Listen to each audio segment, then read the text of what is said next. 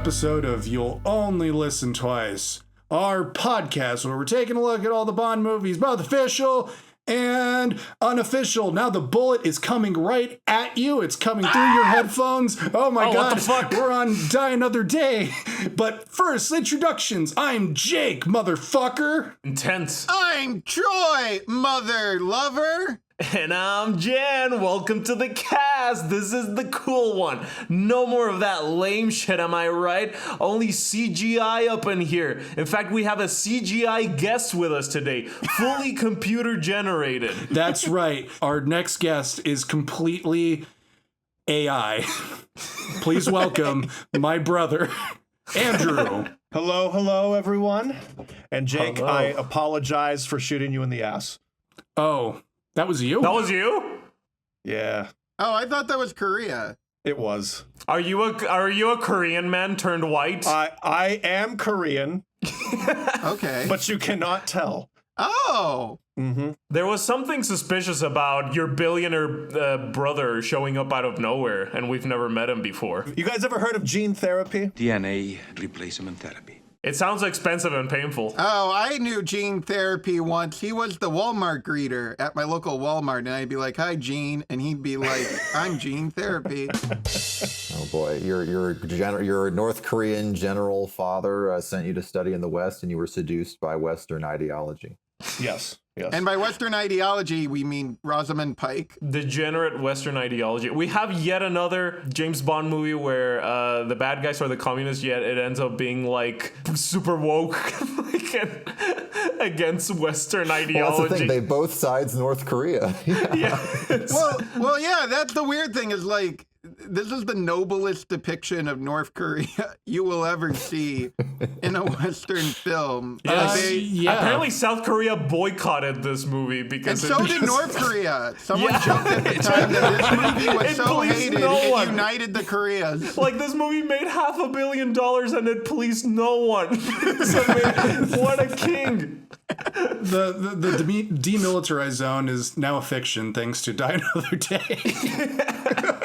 Who needs the Icarus? You just need the movie.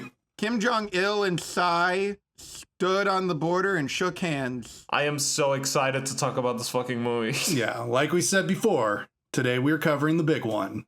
The one that everybody loves. It's Yeah. the last one. The last one that matters. Yes. The last one that was ever made. We're talking about Die Another Day. Let's get ready to analyze this. Analyze this. Sigmund analyze Freud. this. Sigmund Freud. The last we saw of James Bond being cool and not some pussy. Which is weird because this movie, I didn't see it as a child, but the poster, I remember the first time I ever saw James Bond, I was at the Mall of America. Oh, and it wow. was a poster for Die Another Day where he's standing next to Halle Berry. And I'm like, oh, that's James Bond. That looks stupid. I will never watch this. Can we all talk about our personal experiences with this movie as children? Yeah, I feel like we should start with my AI-generated brother, Andrew. Yeah. Andrew, Yes, you remember yes. when we were kids? Yes, Die Another Day was actually the first James Bond movie that Jake and I went and saw in a theater together. Same. Yes. What was that, 2002? Our father took us because he always took us to The cool the movies. things Mom wouldn't take us to. And we fucking loved it. Oh, yeah, no, Yeah. I was like, We all did. Okay. That's the thing. If you're not Korean, you'll love this movie. yes. It's one of those movies that if you were there in 2002, in November 18, 2002, or November 20, whenever it came out, it left an indelible impact on you and It was quite the forever event. shifted your movie tastes. Andrew, do you remember the teaser trailer? Like, I don't know, it was before like Shrek or something like Yes, that. we're like the gun, the frozen That's gun. so appropriate. I miss 2002 so Yes. much. That must have been where I saw it because I had no idea what James Bond was, but I'm like, there's an ice gun. There's an Yes. ice gun. Yeah.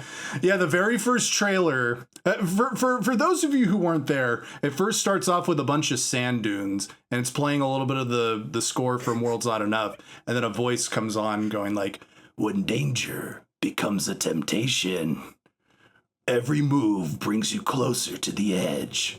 Around every corner. Or no, there's a surprise. Around every corner. When you live each day like it's your last, there's a surprise around every curve. And then the dunes are actually naked women, a sea of naked women, and they start getting up. Yes. And then yes. it pulls back, and then you see the ice gun, and the ice gun fires a bullet.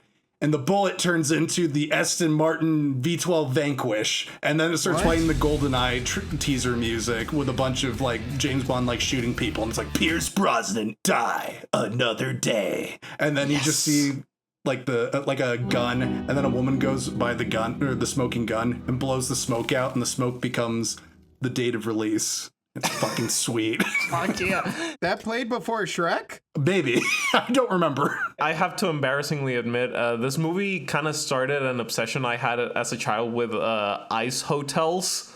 What? That's a specific. I think I learned about them on the Discovery Channel. Yeah, I or watched something. this movie when I was 6, and I was like, they can do that? And I like begged my parents to buy me like a book, like a catalog of ice hotels. And when I was a kid, I had them like all cataloged and like in my mind, and I could name all of them. That's how much I like this movie. Can you still name them? God, no. Well, they don't exist because that's the beauty of them. They melt. They're temporary structures, Jake. They're ephemeral. It's like the snowman. Do you remember the book of the Snowman.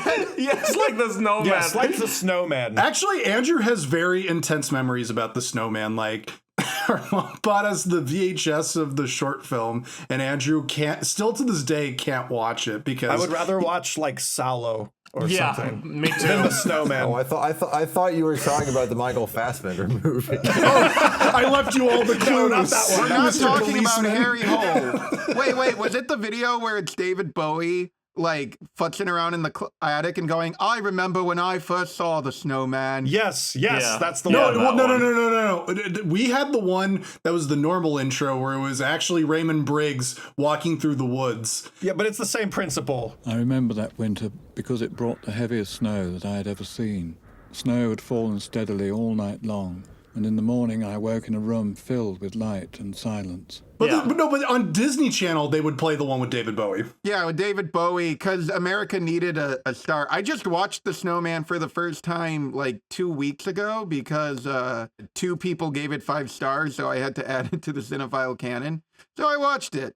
Was one of those people me? Yeah, I think so. If you're wondering, listeners, don't ask. Don't even ask what that is, listeners. No, the snowman made me aware of death as a child, and Die Another Day conquered my fear of death with the Madonna song. I was She gonna starts say, singing about closing her body now, and I'm like, oh yeah, death is no big Yeah, deal. we were fearless after what? It's a life-changing movie. You could conquer the world. I conquered the world. The whole world seemed to be held in a dreamlike stillness. It was a magical day, and it was on that day that I had seen. Die Another Day. This is one of those movies that's like, people have said that this is the Batman and Robin of James Bond movies. it is. It is. Like, it is. In a way, and from a certain point of view, yes. From a certain point of view, it's like 1-to-1. Ice. It's this cringy, ridiculous thing that came out right before the greedy reboot. But I also have almost the exact same experience as I have with Batman and Robin. As like, when I was a child, I loved it. I was like, same. this has tsunami surfing and Halle Berry and an invisible car. This is the best one, you know? And then Casino Royale came out, and I was like, oh my God, I can't believe I used to like Die Another Day. It has tsunami surfing and Halle Berry and an invisible car. That was garbage. And now that I'm an adult and I've watched the movie again, I'm like, this movie has Halle Berry and invisible cars and tsunami surfing. This is the best one. You've come full circle. I had a similar experience. I had that experience with Batman and Robin, and I must say, Die Another Day, I never disliked it. It's better. I never had a period where I was embarrassed to like this movie. I respect so much. I respect you so much for that. Like honestly. Die Another Day being my first James Bond film I saw in theaters, Batman and Robin was the first Batman movie I saw in theaters. I mean, that track. This is, in my opinion, not only the best of the Pierce Brosnans, I think it's the best one so far up until Casino Royale. And then 9/11 happens, and we all get serious. Thanks a lot, Bin Laden. Yeah. Apparently, originally, it wasn't supposed to be the demilitarized zone. The laser at the end was supposed to take out Manhattan, and they had to redo it after 9/11. Uh-oh. I'm glad it was the way it was. Wait, so how would that have gone? Like they would have gone all the way to Manhattan? Well, no, it was a space laser, so they could have just taken out, I guess, Manhattan, and then you would probably work your way down the eastern seaboard till you hit Washington, D.C. So they're like, let's just point it at Korea. Nothing bad's ever happened there. Well, right? see, but that's what confuses me is why does the Korean guy want to blow up all of Korea? No, he doesn't. He wants to blast the DMZ because he goes like, look, father, the Icarus is creating a highway for our soldiers. Icarus is clearing the minefield, creating a highway for our troops. And I'm like, oh, that's funny line. Then the dad is like the Gogol of North Korea. Yeah, the dad is just like, wait, what the fuck are you doing? He's like, this is fucked up. We'll get to it. I don't know if this will... I mean, I'm sure I'll refer back to Batman and Robin a lot. I admit, even though I saw the poster when I was like 8, I did not see the movie until I was 26. So I don't share the same fondness for this movie. And dare I say it, I think Batman and Robin might have better story structure. But... Whoa. What?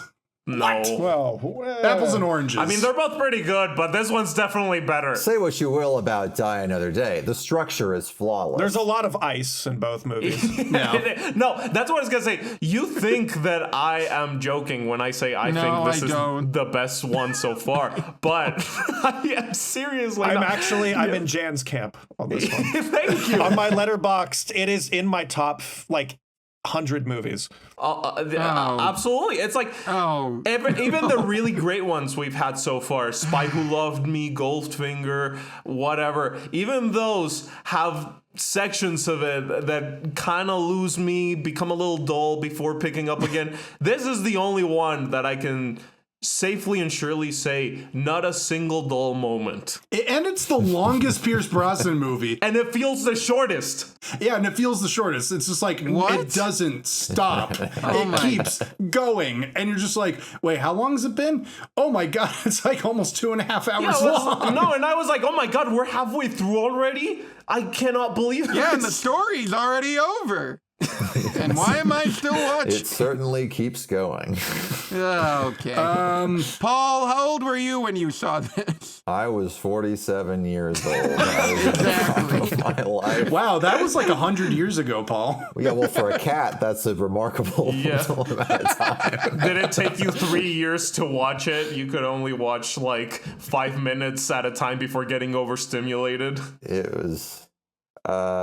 Jake, yes. What do we need? Well, it seems like there was some backstory on this. Yeah. I mean, Okay, so the behind the scenes of this movie is well documented because this comes at the golden age of DVD special features where we had like the Phantom Menace making of. Yes. masterpiece. I did purchase a copy opening day on at Tower Records when it came out on DVD. Oh yeah, I proudly own it. I remember we paid $40. Yeah, it was $40. I remember that. It was the most expensive DVD I had bought because it had like this special cover that like opened up. It was 2-disc edition, and I remember it being like $40, and I'm like, why is it twice as much as like anything Was else? it a Criterion? We just bought Hidalgo for 14, like, Which is another classic, but we'll get to that. This is not someday. Hidalgo pricing. Yes, Who is in it's not charge of Hidalgo this? pricing.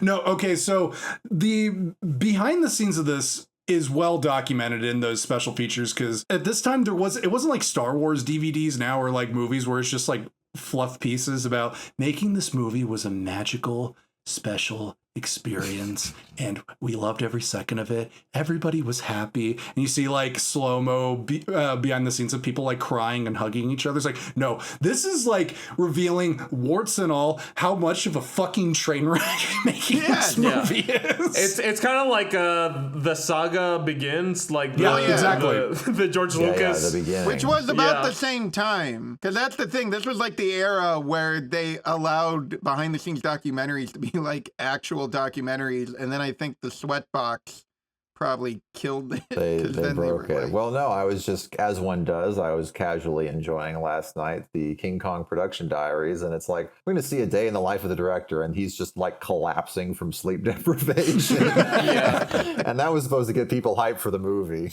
Peter Jackson has kept that tradition alive of just making behind the scenes of like, I want to kill myself. He's got integrity. the only thing that makes Peter Jackson happy now is like resurrecting random World War I soldiers and John Lennon. Like, that's the only thing that gets him going anymore. Necromancy, that's what excites him. He found his niche. So a little bit of, this is not covered in the documentaries. Paul and I were talking about this. This had an interesting roster of directors attached to it at various points. Marty. Well, here's the thing. So before we get to Marty, Michael Apted was supposed to come back from World's Not Enough, and Barbara Broccoli was just like, nah, never mind. You're done. Bye. Well, the studio said we need someone more exciting. We need a Tony Scott or a John Woo. And that's exactly who they went to. They went to Tony Scott and John Woo, and they said no. Was the screenplay already written, or did it develop into this nonsense as it went along? I think they were still developing the script at this point. There was a script. I was going to say, like, you're telling me the script was written like months in advance of shooting? No, it wasn't written up months in advance of shooting. So, like, I don't think they had a script at this point, or they had a very basic script because they decided to wait 3 years from World's Not Enough to 2002 because 2002 was a special year in the Bond fan community because it was the 50th anniversary of the publication of Casino Royale. And it was also Dr. No. 40th the 40th Dr. anniversary of Dr. No. Mm-hmm. Such a landmark. Or no, it was the 50th anniversary of when Ian Fleming started writing Casino Royale. Yeah, I was going to say Casino Royale came out in 53. It was 54 or 53. I'm a real Bond fan, not like Jake, the fake Bond fan who doesn't know when Casino Royale was I don't know published. fucking shit. I'm just whatever. The character was conceived. Yeah. When Ian Fleming was like jerking off late one night and he's like, oh, I hate communists and women. Wait, there's a book in this. Wait a second. He was looking at his hand. Wait, there's a book in this. Wait, he looked into his semen, and it's like in the Black Cauldron where the pig like foretells the future. He looks in his semen, and he sees James Bond. It's just Hoagie Carmichael looking back at him with a gun, and he's like, oh. He sees an ice palace. He's like, I have to actualize Die Another Day. If you build it, they will come. What the future holds. Literally. And they did come. This is the first Bond movie, and we run into this even more in the Craig era, where they get really self-conscious about it being an anniversary movie. Yeah. Like, they've kind of done it in the past, but, like, they get weird when it gets to, like, the anniversary movies. I mean, I'd rather it just be like this, where it's like everything we've seen in the past, but dial up to 1,000 instead of like. I mean, I love Skyfall, but I don't like all the stupid like reverence of past movies Remember that, Jan, when we get to Spectre. Brosnan apparently suggested John McTiernan and Ang Lee. And Brett Ratner. And Brett Ratner was circled as well, which oh no, that would have been boring as fuck and bad for other unrelated reasons. Anyway, other directors included, apparently Pierce Brosnan had a conversation with Martin Scorsese on a plane about directing. Yes, he should have done this. Look. Do you want to do Gangs of New York? Or do you want to do Die Another Day? This movie's better than Gangs of New York. No, I agree. All right. This movie's better than Skyfall. You're also like probably thinking, how the hell would Marty direct like a CGI monstrosity in the style of Robert Rodriguez? But he made Hugo a few years later. True. Like it's not out of the question. Hugo, yeah, he ended up using his version of Die Another Day for Hugo. Yeah. So. Hugo is a better movie than this without being a good movie. Oh, false. That's a factual inaccuracy. Yeah. I don't care for Hugo. Die Another Day should have been in red and blue 3D, though. That would have been sick. with those little cardboard Yes. that come in the DVD. yeah. Shark Boy should have shown up. Yeah, anyway. Die Another Day, Man with the Golden Gun, Octopussy, OK Connery, and Quantum of Solace. These are all the James Bond movies that should have been in 3D. Oh, Spectre would be awesome in 3D. The drill going towards his head in 3D. No. Anyway, continue. No, that would suck. But we've all talked about how James Bond is basically like ripping off whatever's popular at the time. And I was like, what did this movie rip off exactly? Like XXX, yeah, I guess. Yeah, mental illness. But then I watched on Netflix, the first movie you recommended it to me was Spy Kids. The first 10 minutes, I was like, it's this. This is what Die Another Day is ripping off. Oh, the conversation, again, the interchange of these two great franchises. Yeah. This is what Bond is in conversation with. It is the same plot as Spy Kids. It's the snake eating its own tail, like inspiring other movies and getting inspired by those movies. I showed my girlfriend this movie. She had never seen it. And you still have her?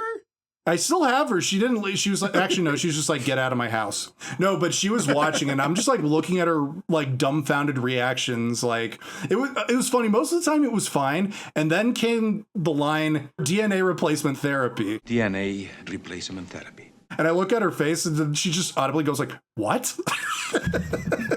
So, that's when the movie turns awesome. I was going to say that's when the movie dies. no, and then she's just like, this movie is like Spy Kids, like with the speed ramps, just like the Yeah. She's like, oh my god, this is like Agent. Saw the And speed Saw ramps. 2, yeah. Yes. That's true. Oh, And the yes. frame rate dips. You can always know what era you're in. I was going to say, Jake, I mean, we'll get into this, but John Woo and Tony Scott turned them down, but they settled on, among other wonderful crew members that we'll definitely should talk about. Yes. They got their go-to editor for both of those directors. Yes. I forget his name. His last name, it's Christian Wagner. There you go. He worked on Face Off. He also worked on XXX. Genius. He also worked on the Fast and the Furious movies. Mission Impossible 2. Mission Impossible 2, which I'm like, oh my god. Furious 7. This guy is like my favorite editor. Yeah, no. Basically, all the like late 90s, mid 2000s like action movies, he's basically like there. He's the guy who is just like, I need to do speed ramps, I need to do all this stuff. Actually, in the behind the scenes documentary, there's a whole section devoted to him, and he's just like, yeah, no, I got like the shot where it's like an establishing shot of the icebergs, and then we see the cars, and I'm like, this is so slow and boring. I thought we could pep it up a little bit. And I put like fast motion in it. And it took a little bit of time for Barbara and Michael to get on board with the speed ramps. But then when we showed it to audiences and people loved it. So I love the speed ramp of Zhao. Yeah, it's incredible. Oh, with the coat when he's just like in slow motion. No, but it's also like it's bringing back the Peter Hunt speed ramps from the early days. Yeah, but and this time more stylized. It's not unknown for this franchise, but now it's not a Band-Aid anymore. It's like it's the style. It's the style. It's aesthetically designed to be that way, and we are not going to diminish the effects of it. Yes, exactly. So anyway, they settle back to the making of. They settle on Lee Tamahori because Barbara Broccoli was a huge fan of his first movie. Was it When We Were Warriors or We Were Warriors? I've seen that movie. He directed that? Yeah, he directed that. Once We Were Warriors? That's his first movie. That's a good movie. Damn. Yeah, she was just like, I really like this movie and I really want to hire him. But at that time, he had done like Mulholland Falls. Did he direct that? Okay. Yeah, he directed that. He directed Along Came a Spider. Oh, The Edge is a good movie. Yeah. So, Oh my God, are we becoming Lee Tamahori auteurs? yes. Was Lee Tamahori pilled? I've always been Tamahori pilled. So when he God. gets on board, he gets input on the script and he's just like, I want like a car chase on ice. And this actually posed like one of the biggest production problems. Well, they already built the set when he suggested that, right? No, he wanted a car chase on ice, on an icy lake.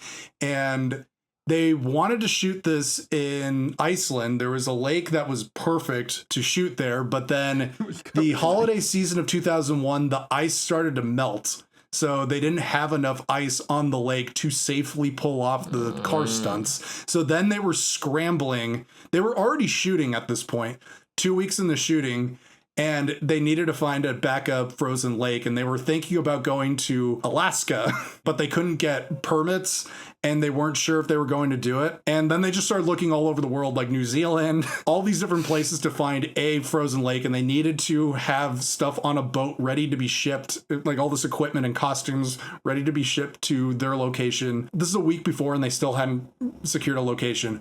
Finally, the weather in Iceland improves and they're able to shoot there, but tragically they only have like 2 weeks to actually prep it before the shoot or something. And it's funny, the stunt coordinator just like, usually I would like to have at least 6 weeks. I mean, 6 weeks is pushing it. I only had 2 weeks to set this shoot up. Jake, speaking of deficits, as you were saying with location, there was also a shortage of Asian stuntmen in England when they were filming the North Korean scenes. So they had to tap into local martial arts studios to find more North Korean doubles. That's amazing. Oh, for the beginning. Oh no. So there was problems all around. Excuse you, fine people of this dojo. That's great. Would you like to be in a Bond movie? Here you go. So basically, like, Lee Tamahori is the reason why this one's, like, significantly Bad. more bonkers than the previous ones, right? Yeah. Well, it's funny because the Broccoli, like Barbara and Michael, they're both like, look, we came up with the script with Purvis and Wade. It's not Lee's fault. Lee's only suggestions was the overuse of CGI and the weird editing. And I'm But like, that's the whole movie. I know. I'm like, yeah, that doesn't excuse him. They're cowards. They shouldn't apologize for anything. They made a cinematic masterwork and they should all be proud. Everyone else is wrong. They should stand by their collaborators. I was going to say, Jake, I was looking him up. Lee Tamahori, he's a Kiwi, and apparently he's like half Maori. So does that make him our first Bond director of color? Yes. Yes.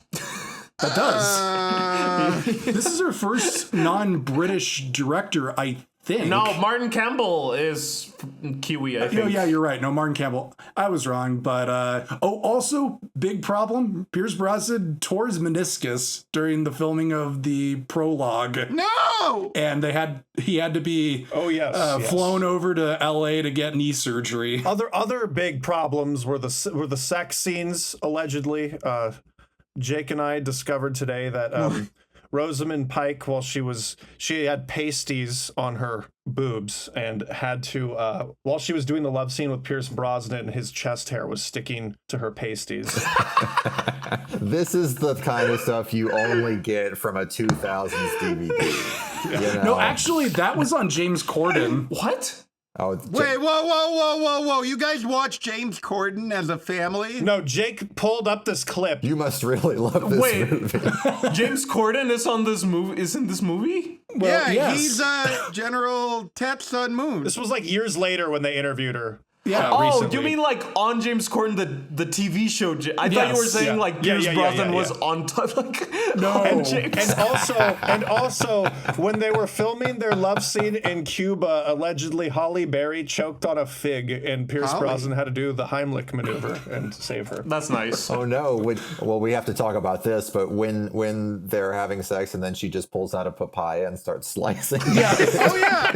That's totally Attack of the Clones core. Yes. You know, Yes. It's also our first sex scene in a official Bond movie because we've already gotten a sex. Well, Never Say Never Again doesn't count. No, I'm talking about Sophie. Marceau in him in the last But movie. it's not really a sex scene. It's Well, you don't see them having sex. In this one, you see them raw. It's what I've always been advocating: full-on penetration. yeah, they show full-on penetration in this movie. All right, you guys are now hallucinating. No, like this. movie No, and we this, haven't like even started you see, into We just watch static. And we're like, Oh my God! It's Pierce Brosnan's penis. it's like Videodrome. It's like Ralph Wiggum, describing what he saw in the movie. They were making babies. Halle Berry and Pierce were making babies, and then he served a tsunami. And they had full penetration in a PG-13 movie. mind you, I was 8 when I saw this in theater. So Yeah, so Jake was what Ralph Yeah. Wiggum, yeah. yeah, exactly. I'm in danger. Anyway, so lots of chaos. It gets released. It's like the most successful Pierce Brosnan Bond movie. The most successful movie in the series up to Yeah. that point. Because it's the best one. And doesn't he hate this one? Everyone hates it. no, Yeah. Pierce- No, well, Jake. We this. have to tell that story. You have to tell Okay, that. we tiptoed around this in our GoldenEye episode, but Jan, you got to tell the listeners and Andrew our experience with Pierce Brosnan. When Oh Pierce my told me God. to go fuck myself. Yes. I mean, it's not really a story. It's more just like an anecdote. It was he was in school for the Q&A of the Thomas Crown Affair. I did not watch the movie, still haven't seen it, but went there just for the Q&A, just because I wanted to see Pierce. And as he's going out, I managed to just walk up to him. No, you gotta preface like how he noticed you, because you pull Donald Sutherland in Invasion of the Body Snatchers. Well, you yes, start pointing I at him and like shrieking. You're like, oh! And then he started mimicking you, and he's just like, oh! Yeah, I just pointed at him. He pointed back at me. I felt like the coolest guy ever. Shook his hand, and I was like, I am gonna kill it right now. And I was like, Die Another Day, man. Fucking best movie ever. And he was like, no. And he left. No, you can see that he went from like joy of like hanging out with people and hanging out with fans and meeting a fan. And then when you said that, you saw the joy leave his body as he walked out of the room in shame. Yeah, he turned from Die Another Day Bond to Casino Royale Bond in the span of a second. So he could have pulled it off, is what you're saying. He could have done the Casino Oh, Royale. 1000%. You guys were telling me earlier that the episode you guys thought was the worst ended up getting the most views, Yeah. much like Die Another Day. It's like, It's exactly like that, yeah. Well, wait. Have you guys seen? I've never met Pierce Brosnan because I spent my college time in buildings studying for my successful film career. Fucking nerd. But when Everything or Nothing in the James Bond documentary, apparently they asked Pierce Brosnan about the surfing scene in this movie, and he just starts laughing maniacally. So it does seem like this movie like broke him on a fundamental psychological I do level. remember during the audio commentary, he laughs really hard when Gustav Graves gets sucked into the turbine engine. Like he found that very amusing. Yeah, but it's not like genuine laughing. It's like straight jacket laughing. Yes. You know, like It's like his mind was like snapped in half. Yeah. And I remember, Andrew, because like the day I said that to Pierce, I went to your apartment and I stayed the night over that same day. And you were like, Oh yes. and you were like, what's wrong, Jan? You look sick. And I'm like, I'm just sad. I made Pierce Brosnan sad. Like the happiest actor ever, And I broke him just by complimenting a movie he was in. complimenting the wrong movie. Congratulations. He couldn't kill your dreams, but your dreams could kill him. You see, Mr. Bond, you can't kill my dreams, but my dreams can kill you. You know, Jan, in his mind, he thought you hated Die Another Day and were insulting him. You know I that's where think went. he thought I was making fun of him, but I Yes. genuinely wasn't. I did the same thing to Warwick Davis at the Last Jedi premiere when I said, we love Willow, we demand more Willow. And then And a you year got it. later, they made more Willow, so I And now that show does not exist. Well, no, since the year is 2021, we're so happy they finally made Willow. We're very excited to watch it for many years to come. I'm going to put it off. I'm going to wait till I'm 30 to watch it. It will 13 still be seasons, there. baby. 13 seasons. 13 seasons and a movie. All right, you guys. We've talked a lot about our feelings, the production behind Die Another Day. Now let's talk about Die Another Day.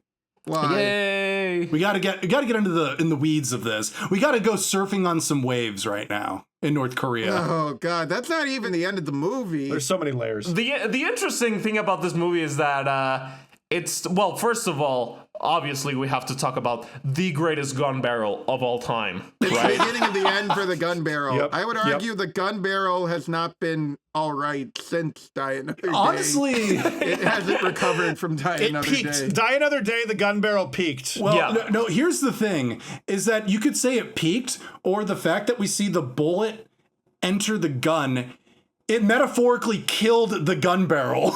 Yes, he shot the gun that did the gun barrel. It's dead. It's over. It's dead, and it will never be the same. But it's also, it's not just shooting at you, it's also like shooting at your IQ points as a message of like, you know, just this is the level Just of go with it, intelligence man. that you have to meet the movie at, you know? Well, it started this trend of people being like, "Oh, we got to do it differently, like No, you every don't. time." You know, Yeah, well, and then in the commentary, I think Michael G. Wilson asked, like, why did you decide to put the bullet going through the gun barrel? And Lee Tamahori is just like, well, I thought it was like the 40th anniversary, so I should do something special, you know, with the gun barrel. And it's just a one-off thing. It wasn't supposed to change up the formula. It was just something that was signifying the 40th anniversary. And I'm just like, how? Why? Well, again, I prefer this as an anniversary nod than like Skyfall, which just puts a really shitty gun barrel at the end, and then it Yeah, just that's says true. 50 years. I mean, we'll you talk know? about it in Skyfall, but the way Skyfall handles the gun barrel is very disgraceful, and I'm deeply bothered by how it handles the gun barrel. I have gone on several maniacal rants to Paul about the gun barrel. how the gun barrel is important and how each little nuance of a difference that each movie does to it. And for the most part, it's the same. And yes, this one is like the first one where there's something truly different, mostly, besides changing the gun barrel from, you know, like a flat plate to a CGI. Well, the first big change is when he's no longer wearing James Bond's iconic hat. Oh, I missed the hat. Yeah, the first biggest change is the hat. There's so much to talk about in this film series. I know, there's so much to talk about. He's wearing a hat, he's not wearing a hat. Yeah, he's kneeling. He has two hands on the gun. Well, look, we had an extensive discussion. It was explained to me that shooting a bullet through the barrel of another gun makes no sense. And then my question remains, who's bleeding and how and why? Well, that's the other thing. People are like, this makes no sense, but the blood also doesn't make sense. So it's okay. So again, It's okay. But that really sums up the movie, right? Yeah. It's dumb, but now it's more in your face dumb. Okay, but if my blood is going off my arm and it's seeping into my gun, then it kind of makes sense. But here's the thing that doesn't make sense. If the bullet is going so slow, why doesn't the gun barrel move out of the way? What? Because it's Yeah. going slow enough where you could see it enter the gun. Because in the other ones, you didn't see it. I think Jake's time perception slowed down because he thought he was actually getting shot at. No, this is the speed ramp movie. It makes sense. Okay. I was whatever. going to say, this movie does set the tone that whenever Lee Tamahori has a good idea, it's let's throw crappy CGI at this that isn't fully rendered. And that's basically the movie. That's Fine. not fair to the CGI In artists. so many ways, the gun barrel sums up what this movie's all about. Anyway, Crap. let's proceed. Getting shot in the head. Anyway, James Bond surfing. Yeah, he's surfing right off the back. Yeah, apart from this initial surfing thing, like this pre-title sequence is honestly not too crazy. It's like akin with the No. other Brosnan movies. Yeah, the Brosnan pre-openings are pretty consistent. It's quite similar to Tomorrow Never Dies. Actually. Yeah, for sure. Yeah. And it's set up for a later set piece that is a beloved, iconic moment in this Kill me. entire series. but we'll get to that. We'll get to that. Oh my god, I'm so excited. But right now, we get conflict diamonds. Conflict diamonds, right. How many times? Yeah, take a shot every time they say conflict diamonds. Conflict diamonds. Conflict diamonds. Conflict diamonds. Conflict diamonds. Conflict diamonds. Conflict diamonds. Conflict diamonds. It's like, what even is They're that? not just diamonds, they're conflict diamonds. Yeah, but Bond is going woke. He's like, these are problematic diamonds. Aren't they called blood diamonds? Why don't they call them blood diamonds? Instead, they're called conflict diamonds. Because that's the politically correct term. Also, that's interesting. Yeah, it's kind of similar to Tomorrow Never Dies, but Tomorrow Never Dies looks pretty great. And then this one looks like horrible. I was going to say, is this the first Bond film shot on digital? No, this is film. No, this is film? It's the first one. I believe it's the first one color corrected digitally, which is... That's probably true. It looks like shit. Yes, that was the year, because Two Towers, they changed from color timing. Yeah, and that's why it's going crazy with the color correction. It has these fucking horrible, ugly blue filters. Yeah, it's all gray and blue. It's like some Civil War morgue bleeding out. Oh, God, it's a nightmare. The sex scene has the weirdest filter on it, like the one in Cuba. I hated looking at it. Well, here's the thing about this movie, or like the opening scene, is that, yeah, it's like Tomorrow Never Dies. It's a very fun opening scene, but for some reason, what's happening on screen is something out of Tomorrow Never Dies. The soundtrack is something out of Tomorrow Never Dies. Like, the score is like up and peppy, but for some reason, it looks like Saving Private Ryan. Yeah, I think it's because it's supposed to be they're in North Korea, and they have to show North Korea as this like desolate, like miserable place, sad place. Yeah, like the Mexico filter. Like it's the Mexico orange, filter. Yeah, North Korea's grayish blue. Well, yeah, because Cuba already has the yellow filters, so they have to have a blue filter. Oh my god! But wait for Spectre for an A+ Mexico filter. Oh yeah, no, that I like looking at that filter. That's a good filter. Okay. It sort of sums up this movie that he's surfing into a Saving Private Ryan-esque. Like, it's so silly, and yet it's like darker than ever somehow. You know? Right. No, that's what's weird. I mean, this is the movie where he's made a prisoner of war and he gets tortured for 14 months. Yeah, but this is my big issue with Die Another Day is like the first 38 minutes of this movie promises a completely different movie than what we get. The pre-opening is an actual like illicit arms deal, and yes, there's hovercraft. But like, and Bond is straight up sent to kill this rogue colonel that's buying conflict diamonds. Like, it feels like a real movie. Yeah. And he's going to go kill Colonel Moon, who was supposed to be Colonel Sun from the... All right, wait, Jan, do you want to make... No, I gotta say, like, I just think that the movie nicely eases you into the craziness. Nope. It's a hard cutoff, and I'll point to where it happens. But, well, the opening credits, I assume. No, the opening credits, I actually feel ties into what's going on with them pretty well. I actually was surprised at how much I enjoyed the opening credits this time around. But you were saying about Colonel Sun. Yeah, so again, the idea of this movie was to be the epic Bond tribute to all things Bond. So they were going to use a lot of big elements from the books that they hadn't used yet.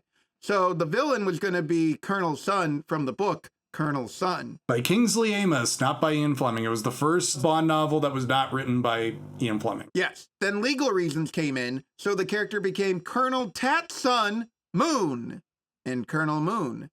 And I think the guy in this pre-credit scene does a pretty good performance. Like, I think he could have handled being a Bond villain the whole movie. Oh yeah. Well, the first time we get introduced to him, he's beating the shit out of a body bag, and it turns out his anger management therapist is inside. Yeah, some random guy is just getting the snap. A bit that was stolen by the movie that hasn't come out yet, Fast X. So it gives you an idea of the influence of this picture. Well, Christian Wagner, he edited this. He edited the Fast and Furious movies, so. Christian Wagner's just on, every time he's allowed on set, he's like, put a guy in that punching bag. You know what's better than a regular punching bag? A guy inside. Go to every karate dojo and put a man inside that bag. So we get more proof of how James Bond is the absolute worst spy ever, because he's disguising himself as this arms dealer and named Vanderbeer. Mr. Van Beer. Mr. Van Beer. He's like trying to get diamonds or selling diamonds or something, and his name is Vanderbeer. He's terrible at this. And immediately our henchman, Zhao, takes a picture of him and gets like an instant result that he is not the man he's alleged to be. It's so great. His name is James Bond, a British assassin. Well, that's like A View to a Kill, right? Where Christopher Walken is like Googling him and immediately the picture comes up and it's like, yeah, that's James Bond. Yeah, it's like in James the internet Bond. age, James Bond's face is everywhere. Right. So that's the problem. Like it used to be everyone knew who he was, but didn't know his face. Now you can just do Google reverse image search and it's like, oh. That's him. It's that guy. License to Kill. Okay. And it's even funnier because you're kind of confused because it's like, somebody set me up. I'm like, nobody set you up. You're just an idiot. Just a dumbass. Yeah. It's like, you're going like, someone must have betrayed me. It's Someone like, no. must have betrayed me. The mission was compromised. The same person who set me up then has just set me up again to get Zhao out. So I'm going after him. I'm like, no, you went in without a disguise, and they immediately recognized you. No, me and Melissa were saying like it's the equivalent of like if you clog the toilet and you're like, someone betrayed me, and it's like, no. It's like in They Came Together with Chris Maloney when he shits at his costume. It's like somebody shit in my costume. Which one of you put on my costume and shit in it? And shit on it. The only thing I can guess is somebody else must have gone into the bathroom, put my costume on, shit in it, and left it there. That is the only logical explanation. Who betrayed me? Okay, who betrayed me? Someone's responsible for this. I was doing so well on this mission in North Korea, and someone betrayed me. So, yeah, we get the big hover car action scene. That's a ton of fun. Colonel Moon seemingly falls off a cliff and dies. And then he's saved by the bell. Saved by the bell. Yes. Yes. This is such a baller intro. 10 out of 10, I gotta Did say. you know the bell that saved him there is apparently literally the same bell used at the wedding of Bond and Kissy Suzuki in You Only Live Twice? Oh. It was auctioned to North Korea. Kim Jong-il was a huge fan of You Only Live Twice. Actually, Kim Jong-il was a huge James Bond fan, and apparently, I was reading in the Big Black Bond book. I don't know where they got their sources, but apparently somebody reported that like most of the North Korean military had seen at least one James Bond film. Well, that makes sense because Kim Jong-il actually wrote an entire book about like how to make movies. Because he was like the head of propaganda, and now I'm imagining that most of it is just like about James Bond. Probably. Yeah. And it also makes sense canonically of like why they didn't recognize him till they scan his face with like the cell phone thing. Yeah. Because he underwent gene therapy, you know, every Yeah, Kim Jong-il is still alive. He's a British billionaire now. Yes, he is. He's King Charles III. He's King Charles. King Charles III. Oh man. King Charles died years ago. And he was replaced by Kim Jong-il. Yeah. The real Prince Charles is in the lodge with the real Joe Biden. Yes. Charles. And the clone Biden. Every head of state in the Western world has been replaced by Korean dictators. Yes. Except ironically, Kim Jong-un, who is actually Macron. Oh, interesting. He's Macron. Emmanuel Macron is just Kim Jong-un.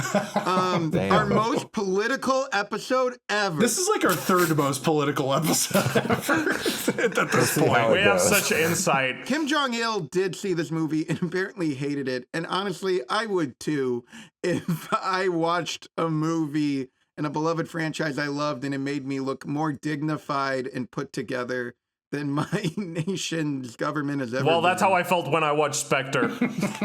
He wept. You're saying it's like a Saving Mr. Banks scenario that, like P.L. Travers weeping at the end of Mary Poppins because of her relations with her father. He actually wept because he can never live up to the Koreans in that movie. movie. And he just said that it was because it was offensive. Yeah, Barbara Broccoli leans in. She's like, "Don't worry, Kim. James is gonna be okay." And he's like, "I can't believe you put in cartoon cars in this. I can't believe you made a CG James Bond surf." Kim Jong-il is watching Gustav Graves like shoot his dad, and he sees Kim Il-sung. Like, he's like, I always wanted to shoot my dad. And it's just like Feed the Bird starts playing. I really wish North Korea had free public internet, because this would make the rounds over there. Oh my God. We would be so memed. It would surpass Mexico as our most listened to country. You know what? Fuck Nebula. Fuck the Daily Wire. North Korea sponsored. The Democratic Republic People of Korea, whatever. That's our country now. But yeah, so then James Bond is captured. He's a prisoner of war. And we have like a brutal scene of him getting waterboarded. And then we get, I'm gonna wake up. This is like our first bit of tonal whiplash from like a happy, depressing, desaturated action scene to Bond's being tortured for 14 months as Madonna is playing. Jake, did you just say it was whiplash from happy, depressing, desaturated to being tortured listening to Madonna for 14 months? That's the exact same thing. That's a good point. It's a consistent amount of whiplash. I guess it's like reverse, because we have sad visuals with bombastic score to actually no, that's just. Oh, wait, no, that's just the same thing. Wait, you're right. Fuck. Is this the most infamous of the Bond songs? Yeah. It is, but I kind of dig it. It is a banger. It's a banger, guys. The song is, I like it. It's horrible, but it's so appropriate for this movie. It's so bad, it's good. And then we get the ice and fire symbolism as she says, analyze this. Analyze this.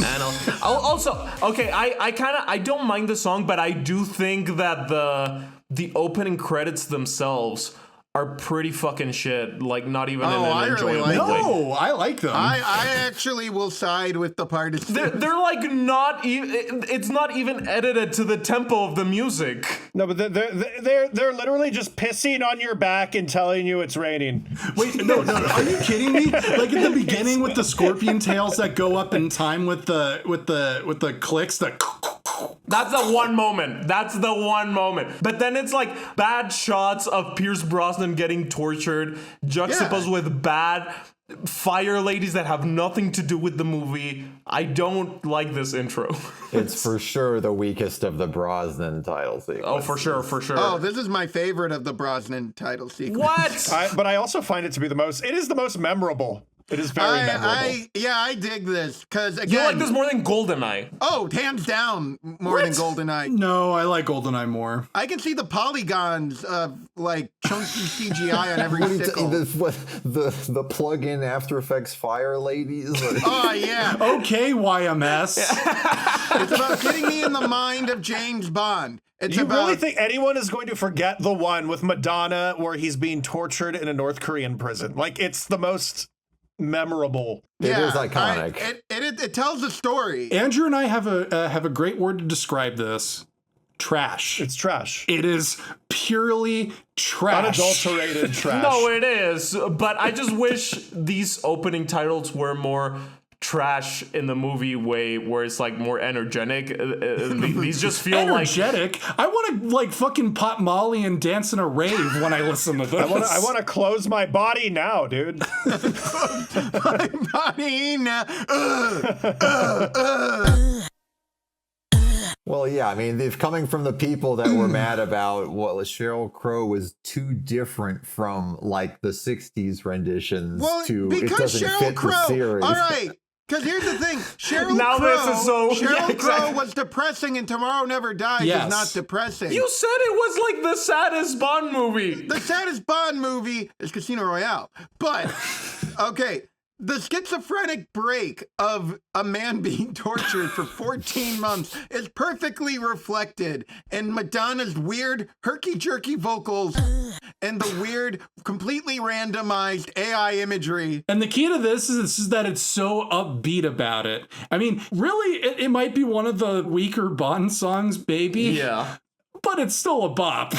You know? No, I like the song. I just don't like the graphics. I would rather be jamming as Bond is being tortured than like having Sheryl Crow like sing me to sleep with Tomorrow Never Dies. Oh, come on. Come on, this song is so bad, it's even worse than You Only Live Twice. Oh, God. That's it. I can't side with anyone in this conversation. That's it. I'm pulling out the gun. I'm gonna shoot myself. Jake, no, not a decadent example of Western hypocrisy. And the fire lady, remember they do help James Bond get to his feet.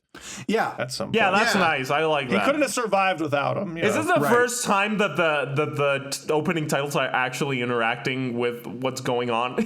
Yes, I think so. No, in World Is Not Enough, we see him injure his arm and he walks No, but that's off. a transition. Actually, and the funniest shot too is like when they light like the dynamite or whatever it is, and it's just like a bunch of the little fire women like diving. Like that's so silly. I love it. It's great. Yep. So we can talk about the actual content of the credits. We mentioned Lee Tamahori. We mentioned the editor. It's also worth noting, speaking of the horrifying digital color correction, this is shot by the DP of the prequels. Yeah. And Theodore Rex. Yeah. Oh, that's hot. Oh, that's hot. That's hot. Oh man, yeah. Wait, what does Peter Parker say? Oh boy. Oh boy, yeah. Oh boy, yeah. Oh boy, yeah. Anyway, after 14 months of being tortured and raving with Madonna playing, now we get Jesus Bond. Yes. He's now Jesus. His wig and his fake beard is like. Have you guys seen the Nathan For You episode where like he dresses up in like a hobo disguise? No, but now I know why you would bring it up. I reference you more will understand. He looks like Santa Christ. It's like that level. God. Well, no, he looks like Melvin, the brother of the Joker. Yeah, he looks like Melvin. It's like the cheapest fucking wig I've ever seen. He still looks great. Yeah, he looks amazing. And he's looking pudgy now. The dad bod is at 100%. Oh, yeah. Which just makes it better. But never more doable. So it turns out that Bond is being traded for Zhao, who just got captured. He's got diamonds in his face. Yeah, he's got diamonds in his face because Bond blew him That's up. such a cool, like, scar, like, villain Is scar. this the first Bond henchman we see on screen receiving their distinctive feature? No. Well, actually, yes, it is.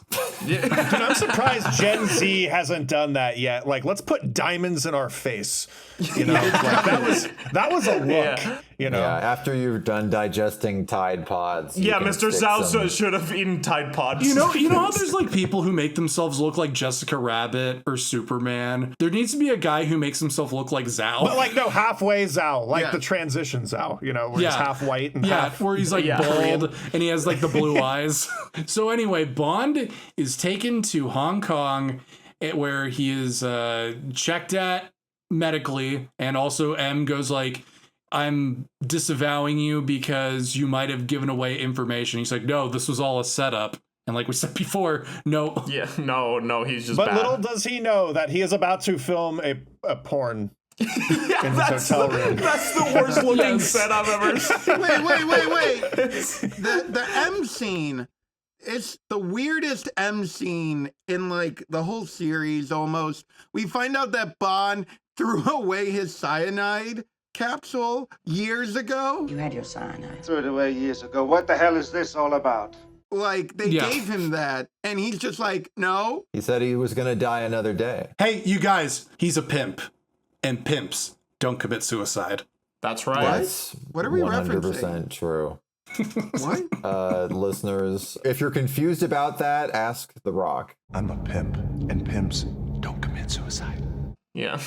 Oh, okay. But yeah, I love that this set, it looks like the set of a 290 short film. It's just like a room with fake walls, a hospital bed, and like fake computer screens. Yes, it really looks cheap and tacky, and Pierce still has his shirt off. It's Guy Hamilton core. Yes. And M, once again, I maintain that deep down, the Judi Dench M did not like Pierce Brosnan at the beginning, and she grew to like him even less as the movie's gone on. So by the time you get to this movie, they are barely speaking to each other. Oh, they fucking hate each other. But they like love each other in Tomorrow Never Dies, because that's like the most chummy they get. When she's like, are you going to have sex? Are you going to have sex with that woman? Are you going to have sex with that woman? M like forces him to have sex with Paris Carver. Is that love, Jake? Yeah, I don't. She's a pimp. That's not love. I'm a pimp. Yeah, M is a pimp. Bond is not a pimp. Again, I'd like to point out, this is the only movie where you see Bond shoot M and people are like, you shouldn't do that. And he's like, maybe I will. Yeah, but I like, you know, I kind of like in License to Kill and On Her Majesty's Secret Service, I really like when M and Bond are more confrontational. So I kind of enjoy this scene. I like it to a point. I mean, this is as good as time as any to say. Part of why I feel anger at this movie sometimes is that I actually feel the first 38 minutes of this set up. You have no joy in your heart. 38, all the joy in my heart left with Octopussy. Once the credits rolled on Octopussy, it became pitch black. But the first 38 minutes of this movie, I always get hope it's going to be a good movie. This is such an interesting premise. All the Brosnan movies have been deconstructing Bond, and now we could get Bond as a broken victim of state violence. And like him just being a pawn. Why do you want and that, him Troy? Going off on his own, and it just dies in that crappy hotel sequence, and it's like, and we're back. I like this movie because it's stupid. Yeah, yeah, me too. That's what all the Bond movies are, except Casino Royale. There's nothing to it. There's nothing to it. Yeah. Nothing. Yeah, completely empty.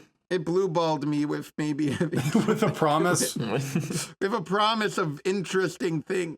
Oh, can you guys explain to me what the fuck is like? Did he fake a heart attack yes, to escape? He did. So he is meditating. So this is what he did when he was being tortured, was slow down his heartbeat. But he concentrates really, really hard to slow down his heartbeat. That's actually so smart. I love this movie. Where the doctors think he's dead. It's the funniest shit ever when he's just like, ah! Like that reminded me of OK Connery. Just like going berserk on these people. I'm checking out. I'm checking out. He shocks them. He just walks out of there. Like he just... Yeah. He just walks with no shirt on. He just swims to the shore. Wait, you forgot the nurse. The nurse is doing CPR on him. And then he like goes up to her and goes like, thanks for the kiss of life. Thanks for the kiss of life. And then walks out. Right. And then she smiles. Yeah, she smiles. Okay. I have to make this point. Starts with Saved by the Bell. Every one-liner in this movie is delivered through gritted teeth. Pierce does not look happy to be there at any given point. No! What? Thanks for the kiss of life! I'm checking out of here! He looks like he's having so much fun in this movie. No, he is frowning the entire time. Besides the blown out knee, he's having a ball. He's a professional. Yeah. Outside of the beach sequence where he first sees Halle Berry, not a single smile crosses this man's lips. No, but when he's like getting electrocuted and stuff, he's like going for it. He's not like checked he's going out. for it, but it's not happy. It's not a happy Bond. This is not a happy story, Troy. This is real life. Yeah, this isn't science fiction. This is science fact. This is science fact. He was a prisoner of war. He's not going to be happy. Yeah, he earned $16.5 million making this film. I'm sure he was quite happy. Yeah, I'm sure he was quite happy. He cashed that check and he feels nothing. He thinks just of Dublin and Taffin and of the days of when he was young. Yeah, so then we get to the hotel scene where he shaves off his... Wait, when he gets to the hotel, when he swims ashore, and it's like the terrible blue screen background of the Hong Kong skyline. It looks like... And we have one of my favorite shots in this entire series, him just walking in the hotel lobby with his belly out. No one stops to react. Yeah. No, and they're just like, Mr. Bond. And no one's like, what the fuck happened to you? No, and then he somehow, doesn't he shave off his entire beard with like an electric razor? Yeah, with an electric razor and like his just hair. a cheap, and his hair, and he gives himself a haircut. But he looks amazing. Andrew, do you remember the commercial for the razor when we were kids? They would have a commercial that's just like, look at this razor used in Die Another Day. It shaved off It shaved off his North Korean wig. Like, oh god! I don't think that was a real commercial, Jake. I again think this is a Videodrome type situation. Mandela effect. No, this exists. You were Look like, it up. buy the Bond razor, buy the Bond gun, buy the Bond cyanide pill, kill yourself. Buy the now. Bond condom. Close your body now. Close your body now. All sales are final. Everything must go. Close your body now. Oh god. For a limited time offer, buy the Bond race changer. Yeah, so and then there are like the hotel manager is like spying on Bond. Yeah, they're like filming him in the fucking He's doing closet. a bad time at the El Royale. Yeah. Well, He they're just pulling a films everywhere. classic from Russia with love. Exactly. Yeah. Reference. But I don't know what this has to do with anything. It's just kind of like, oh, that was weird. We move Well, on. it's establishing that he's Chinese intelligence. Yeah, no, that's my favorite line is that he starts hitting on the masseuse and then the masseuse's like, I'm not that kind of masseuse. He pulls out the gun, he's like, I'm not that kind of customer. And then he throws the glass. It's a glass. Yeah, he throws the it's an glass ashtray? at the ashtray at the mirror, and then he's just like, "You didn't think I knew you were Chinese intelligence, Chang." You think I haven't always known your Chinese intelligence, Chang? What it would have been amazing if he threw the thing at the glass and there was no one there. Yeah. He just looked like a psycho. Yeah, he's just a weird drunk. Yeah, he's just I like, thought we had a connection. Then you're yelling, throwing things. No, I also like the line where he's like, "Why are you in Hong Kong? Don't worry, I'm not going to take it back." Hong Kong's our turf now, Bond. Yeah, well, don't worry about it. I'm not here to take it back. Like just belligerently yeah. yelling about geopolitics. social commentary. For some reason, they're like, you have to go to Cuba now. Well, that's where Zhao went. Yeah, no, well, he's initially trying to get Chang to get him into North Korea so he can kill Zhao, but then he's just like, actually, he's in Cuba for some reason. And honestly, like, this Cuba, it got me. I was like, did they actually film this in Cuba? No, it turns out it's Spain. But it looks exactly like Cuba. It's Andalusia. Oh, we got Jan. He thought Cuba was Spain. I know. This movie, it's full of surprises. It's the most based pro-North Korea in Cuba. Everybody's having a great time. They're singing and dancing in the streets. We have the best doctors money can buy. They'll replace your face. And then he talks to, what's the name of the guy with a cigar? Emilio Echeverria. Yeah. Who is in Amores Perros. And my dad's movie. He's one of the main guys in my dad's movie. Is he the hobo from Amores Perros? He's the hobo from Amores Perros. Oh my God, that is. Oh, you're right. And shut up. He's also in the second greatest movie of all time. He's Antonio Lopez de Santa Anna in the 2004 version of The Alamo. Oh. Yeah. Yay. I love that movie. Wow. He's amazing in that movie. He's a really good actor, and he honestly, in this, he gives like an extremely based line for one of the stupidest movies ever. He's like, one man's terrorist is another man's freedom fighter. One man's terrorist is another man's freedom fighter. God damn it, Jan. That line has been used like 20,000 times. But what is it doing in this movie? They just copy-pasted. It's an AI-made movie. They fed data into Lee Tamahori, and he made Die Another Day. Where has that line been in any other movie? Every movie. It was in For Your Eyes Only, I'm pretty sure. Guys, I Googled this. The first result is the FBI firmly rejects the notion that one man's terrorist is another man's It's all just part of the psyop, guys, you know. All right, I do want to make one more point about this. This ties back to my argument last movie, where every James Bond movie, they come up with a villain that has some real world motivation, and then they have to spend the rest of the movie explaining he's the only person of that background who would act like this. So in this movie, there's only one communist general who is not based, Cuba, and North Korea, everyone else is cool. It's just one bad apple, guys. Yes. Don't worry about everyone else. Comrade Bond. Well, this has been the theme of the entire series. Yes, it's always this like, is their go-to it's not the move. Soviets, it's Spectre. Well, it's not the Soviets, it's this one guy. Well, it's not North Korea, it's Gustav Graves. It's not capitalist, it's just this one news guy. It's not the MI6. It's this one really bad drunk spy that keeps fucking. who keeps getting going like, how did they know who I was? There must have been a leak. The same person who set me up then has just set me up again to get Zhao out. That is the only logical explanation.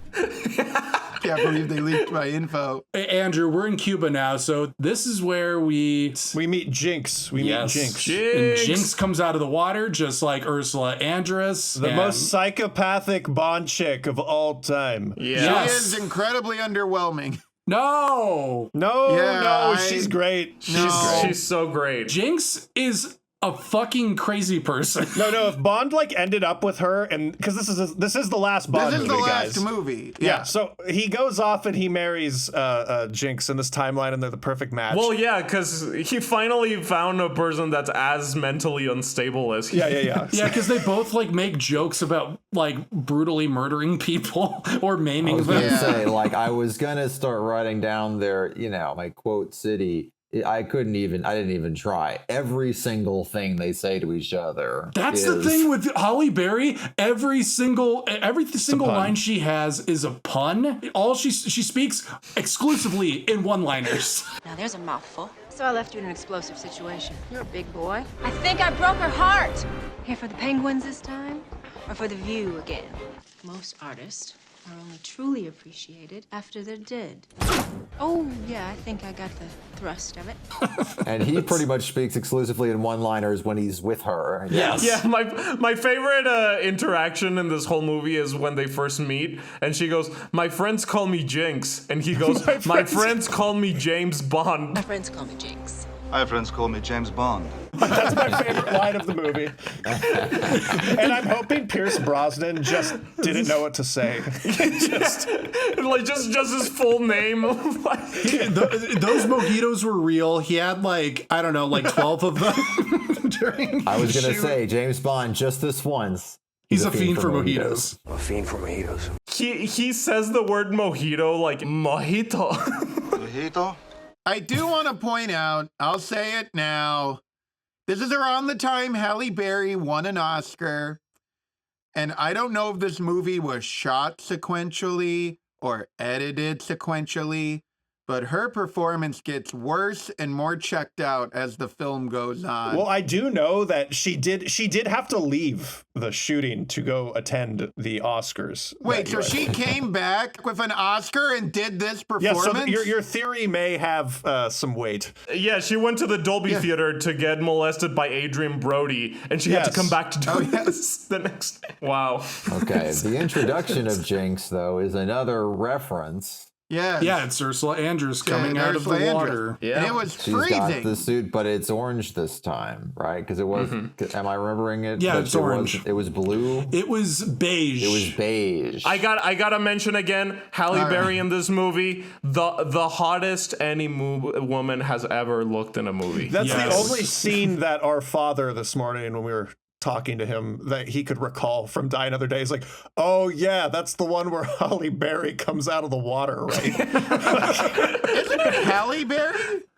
Why are you calling her Halle Berry? It's Halle Berry. That's how my dad would have said it. Halle Berry. Halle Berry. Halle Berry. I remember when Halle Berry came out of the Berry water. comes out of the water. I remember when they put conflict diamonds in each other's offices.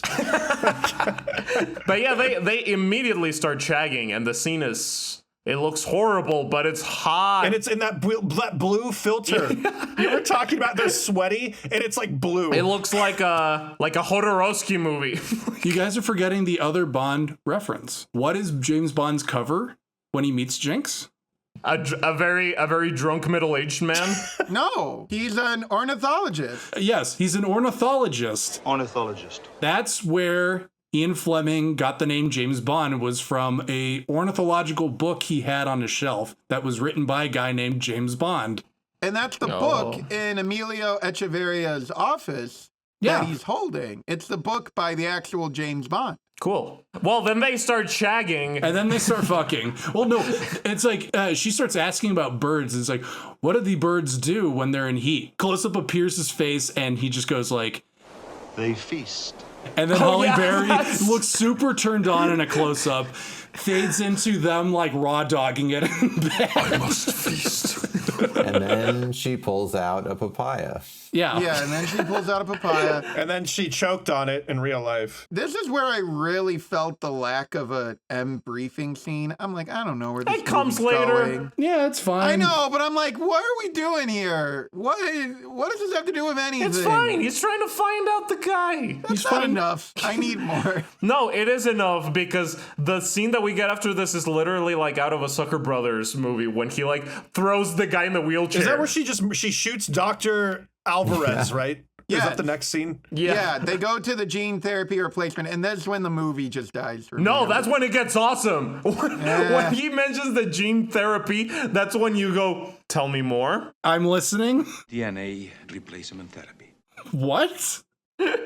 And then he's like stumbling around a set. You can tell he's a little tipsy. He grabs a guy in a wheelchair, just throws him against the wall. That's the guy in the wheelchair. And then he keeps hopping into inappropriate places. Like he goes through the window, and he does this twice. And then he's just like, Buenos dias. Yeah, Buenos dias. Yeah. Buenos dias. Buenos dias. Where is my mojito? Mojito?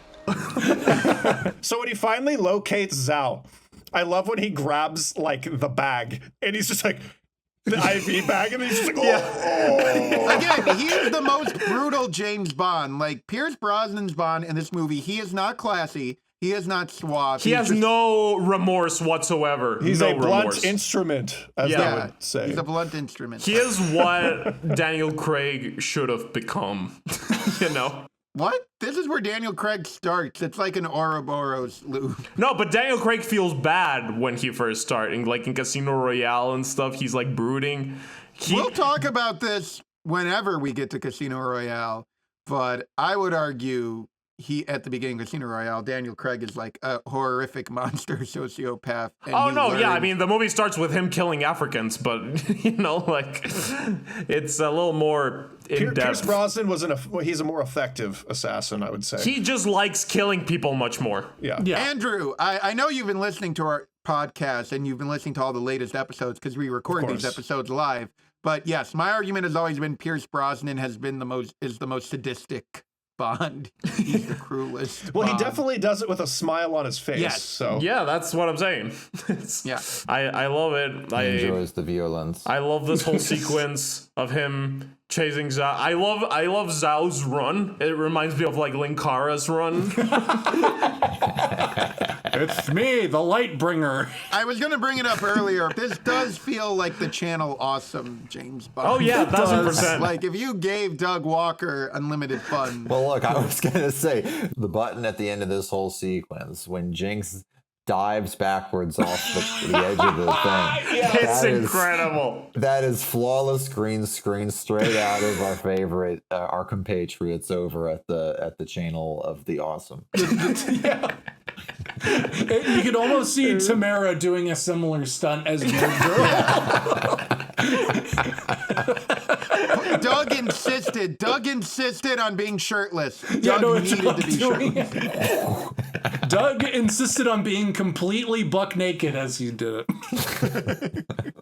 Every frame of painting. And then, are we allowed to go to London is Calling? Oh, Jake. this is the one scene where the movie gives me hope it will be good again. That's great. How many, Jake, remind me, how many true, not the fucking Lawrence of Arabia score, but a true needle drop drops in the middle of the movie? Like, since Three Blind Mice, how many of there? Underneath the mango tree, there's jump up, Jamaican, jump up.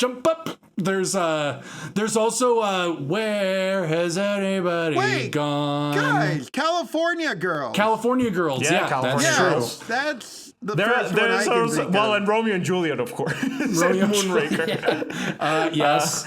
But no, before the London Calling scene, we get Mads Mikkelsen as like an American agent on M's TV screen. Wait, not Mads, Michael Madsen. Yeah, Michael Madsen. Sorry. Michael Madsen. Yeah, Mads Mikkelsen's That would be funny.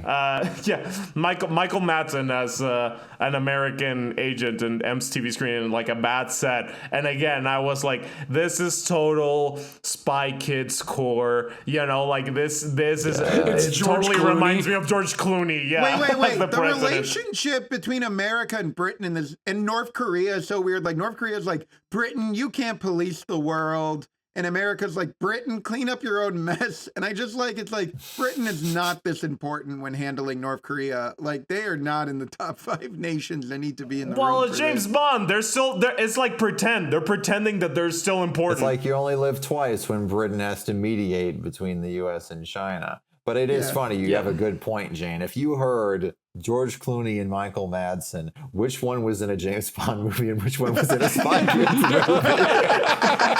The answer may shock There you. you go.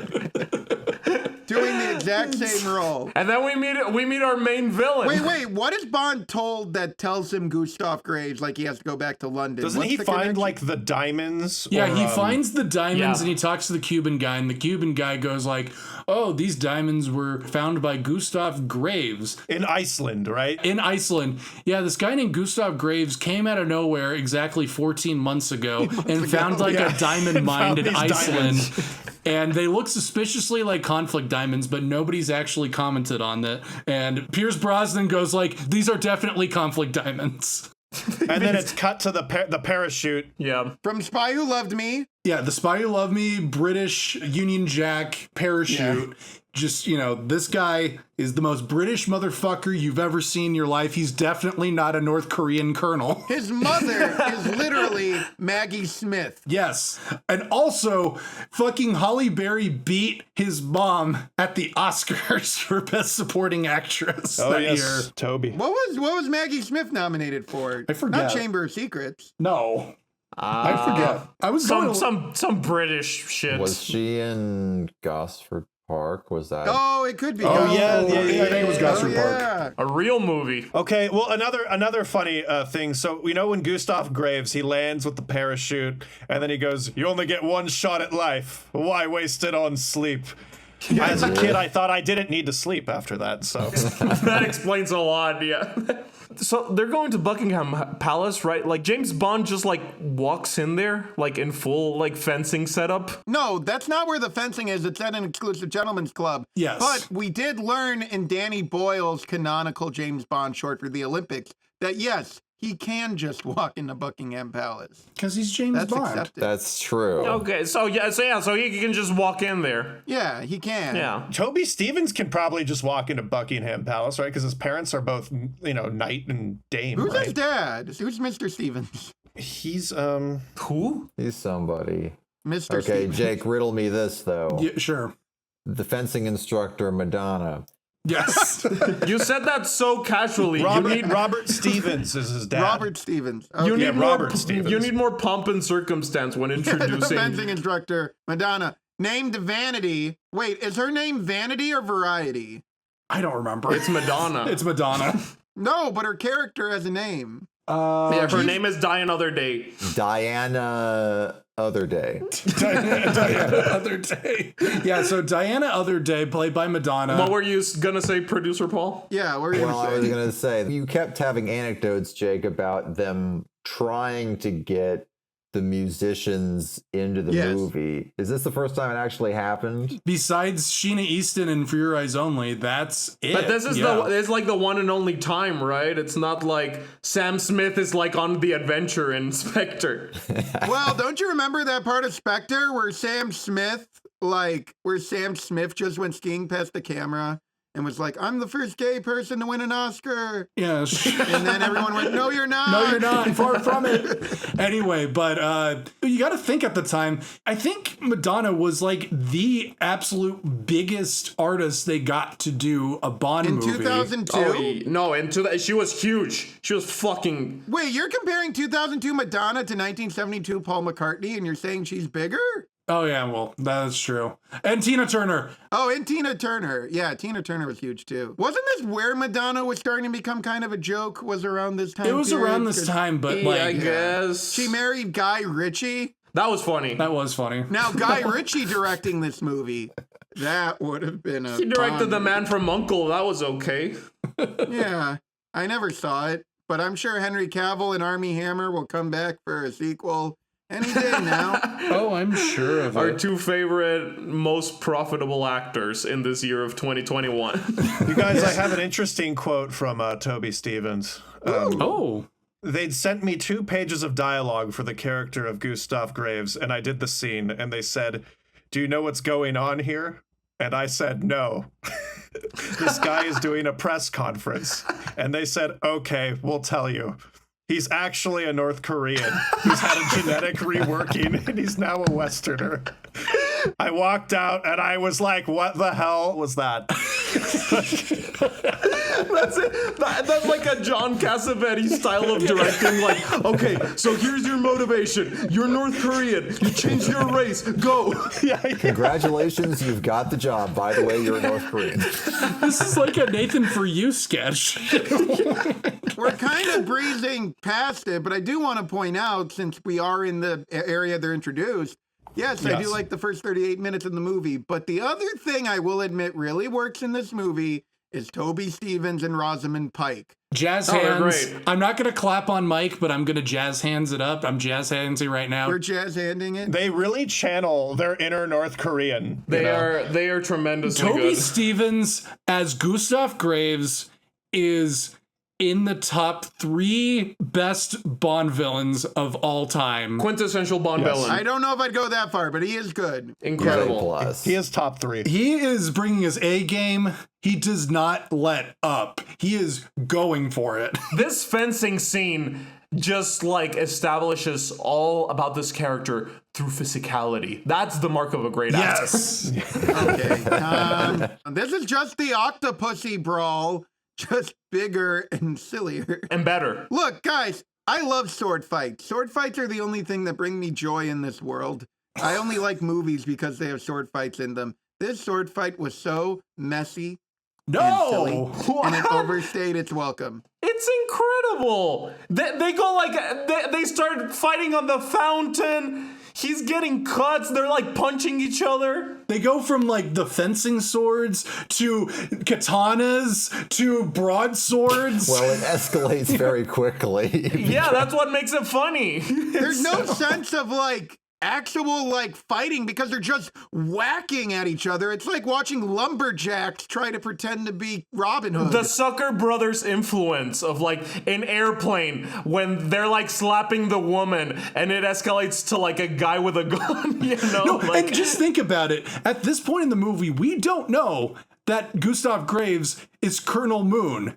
Exactly. He is just some guy, and they immediately hate each other. Which is what makes it fun. Exactly. That's what I'm saying. It's ridiculous. It's hilarious. It's just like he automatically wants to like win and beat Bond because we just assume he's a petty asshole. He wants to win at all costs. He reveals himself when he goes, of course I want to bloody continue. Of course I want to bloody continue. This is like the Goldfinger relationship turned up to 11. Yeah, it's like the Goldfinger relationship if a 7-year-old wrote it. Yes. I was going to say, Troy, you love an anti-Bond, and now he's sword fighting with an, But like a Goldfinger is not like Pulitzer Prize material. Exactly, but it's still better written with more craft than this. I think this sword fight is awesome. It's totally in tone with the movie. And Troy, I think you need to meet the movie more at its level, as in just... I tried. I met it at its level when it was about a man dealing with being a victim of torture. No. That's not what it's about. It left me behind.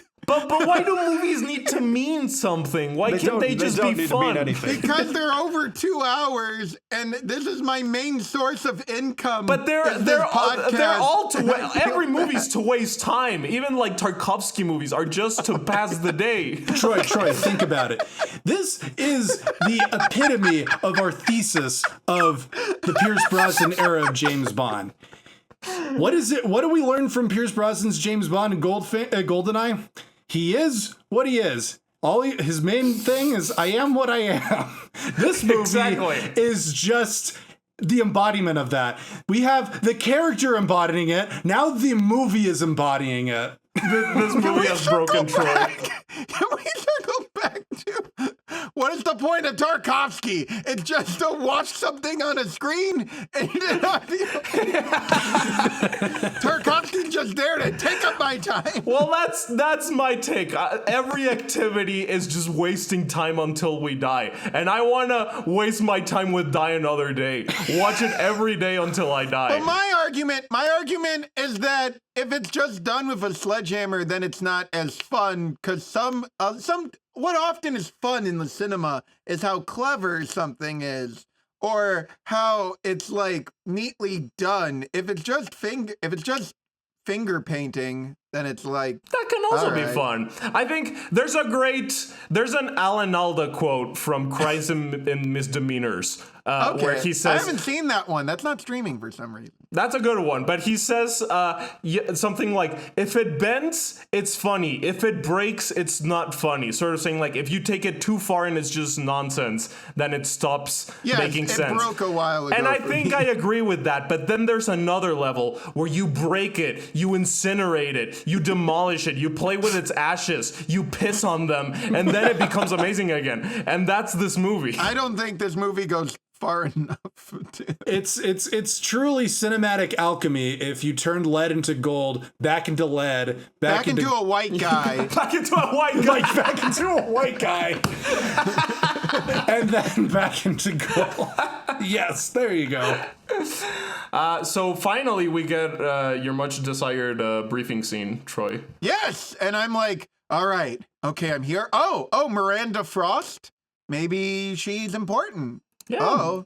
I mean, that's kind of a nice twist. How you think she's talking to Bond, and then she's talking to Frost, and Rosamund Pike kills it in this movie. Her and Toby Stephens are like the best parts. She's great. No, I think everyone's actually bringing their A game here. It's crazy because it's like Rosamund. This is her first movie, and she like barely was in stuff for like 10 years, and then I feel like she showed back up again in Jack Reacher and Gone Girl, and then now she's in everything. Well, I do want to point out, I guess this is as good a part of any to point out about the script, was that originally, again, it's not surprising Jan likes this movie because they did what Jan always threatens to do. Drive an invisible car?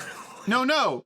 They were an adaptation of Moonraker, the book. Yes. Yes. That's true. No, I was going to mention that. Yeah. Gustav Grace is based off Hugo Drax. He's like more handsome Hugo Drax, because in the book, he's very, very ugly. Yeah. But he's not a Nazi. He's a North Korean. Yeah. No, and the whole space laser thing is kind of like the Moonraker. So I think it's a genuinely solid story. It's all revealed, folks. Jan just likes this because it's Moonraker. Yeah, but Moonraker with invisible cars and a giant laser, which that makes does it sound better. Cool.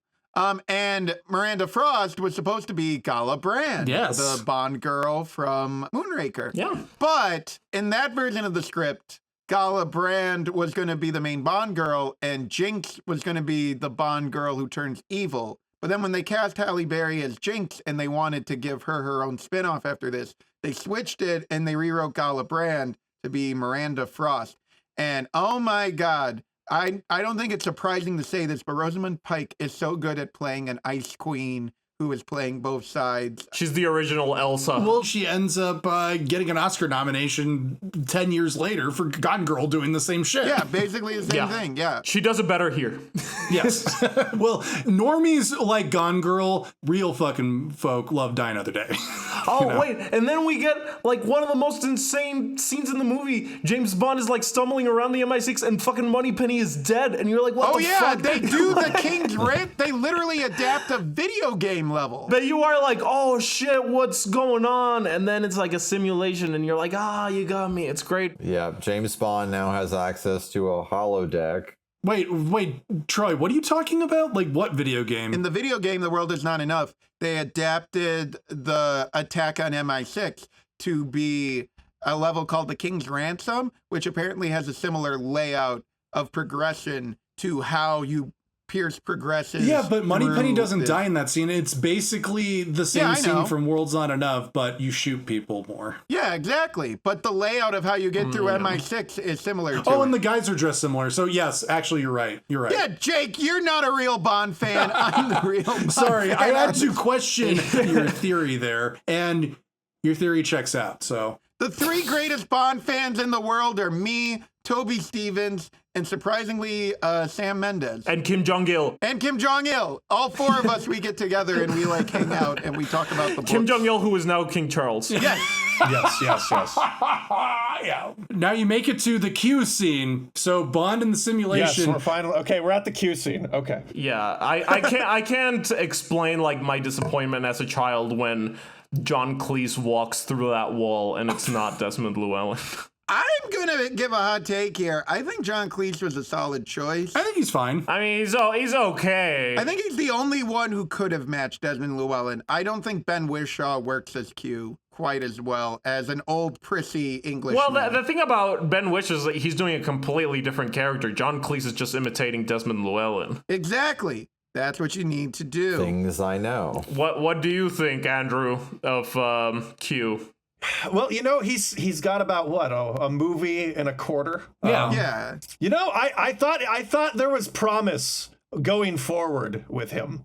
It was a shame that this, as we've been saying, is the last movie. So. Well, there was also Everything or Nothing. He was Q in Everything or Nothing. He was Q in the video game, yes. And also I was reading that, so he's R, but they didn't continue with the R, and they made him the new Q because he couldn't pronounce the word R. Ah, yes. With his accent. Was he like, I am R! James Bond, are you here to come look at my knife shoe and jetpack? Here's when it gets really bonkers, is when Bond is just like, here's where they keep all the old stuff, and it's all the 60s gadgets. We get to see the alligator from Octopussy. Yes, the alligator from Octopussy, the plane from Octopussy, the briefcase from Russia with Love, the shoe from Russia with Love, the shoe from Russia with Love, the jetpack from Jake's core formative memory as a child. Yes, the shoe from Russia with Love. Isn't that what's used on him? Yes. Yeah. So He collected it. Did he collect it from her body and take it back to Q? It's evidence. They had to deconstruct it. How could they be so brilliant to put a knife on a shoe? No, that's probably for nefarious purposes. He smells it at night. Well, no, he does. He smells it in the movie. That's the smell of death. Every time I watch this movie, I think he's going to hold the shoe up to his ear like in Get Smart. And Q is going to say, no, that's not one of ours. I wish they also had Odd Job's hat, all the villains stuff. We got to review Get Smart also. Yeah. Oh, I'd be down. That's a good movie. Well, I was talking about the show, but whatever. Yeah. And also the show. I was talking about the shoe. Okay, invisible car. The best gadget of all time, for sure. How did it take them this long to do it? I don't know. Because it's stupid. It's great. Why is it stupid? The Vanquish is not stupid, man. I think even the director, was it the writer? Yeah, I think the writers were like, so we wrote a car that would camouflage. It would just blend in a little more. We didn't think it would actually look invisible, and they've disowned the invisible car. How the fuck is this any more stupid than this movie? It's balls to the wall. It should be invisible. Yeah, how is this any more stupid than the crocodile from Octopussy? Yeah, no, because the crocodile feels like a real thing. Because you could build a crocodile, and you could actually stick Roger Moore in it, and you could push him out to sea, and it would work. This doesn't feel real. You're trying to tell me that the crocodile? Are you trying to say it's cooler or more realistic? It's more realistic. Okay. But it's a James Bond movie. Yeah. No, but I mean, all right. I don't watch James Bond films for realism. What do you think this is, John Le Carre? So I admit, a lot of my understanding from Bond comes from Film Crit Hulk's now deleted essays on this. And he talks about the car at length. And he points out that, like, what makes James Bond good is, like, practical effects, is that it feels like a real lived-in franchise at its Not best. necessarily, I don't think. Putting in CGI crap, I'm like, well, then why am I not watching a superhero movie which develops its characters better than this movie does? I think the strength of James Bond is actually that it's one of the most, even though it's like the same movie 30 times, it is also one of the most malleable franchises ever in terms of style and tone. I mean, that's what I like about it too. I agree with that. It's very much like Batman. If you want 6 stunts, you got Spy Who Loved Me. If you want early 2000 CGI nonsense, you got this one. Exactly. I don't want this future. I do. We didn't get this future. They pivoted pretty hard after this one. You're a champion of Revenge of the Sith. Okay, what does Revenge of the Sith have? A character arc, character development, an even tone, good performances. All right, please, Iceland, please. Okay, Iceland. Okay, Iceland. yeah. Producer Ice. Let's get to Iceland. This fucking ice hotel, like I said previously, it just blew my mind as a kid. Didn't it take them like 6 months to build this shit? Yeah, no, this is insane. So they were like almost done with the Ice Palace, but then Lee Tamahori was like, I want a car chase inside the Ice Palace. So then they had to strip down the set.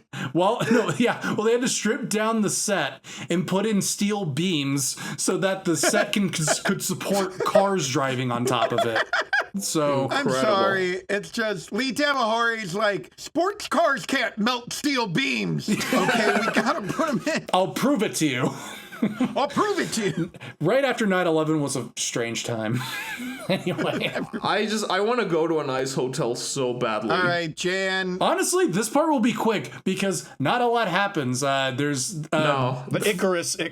Well, he gives his audition scene in the parking lot, and it's kind of awkward because they've got screens up, and I'm like, it looks like a drive-in movie theater. There's now a love triangle between Miranda Frost, Jinx, and Bond, who are all at the party. Miranda Frost has been ordered by M to keep tabs on Bond, and not to have sex with him. But guess what, folks? No.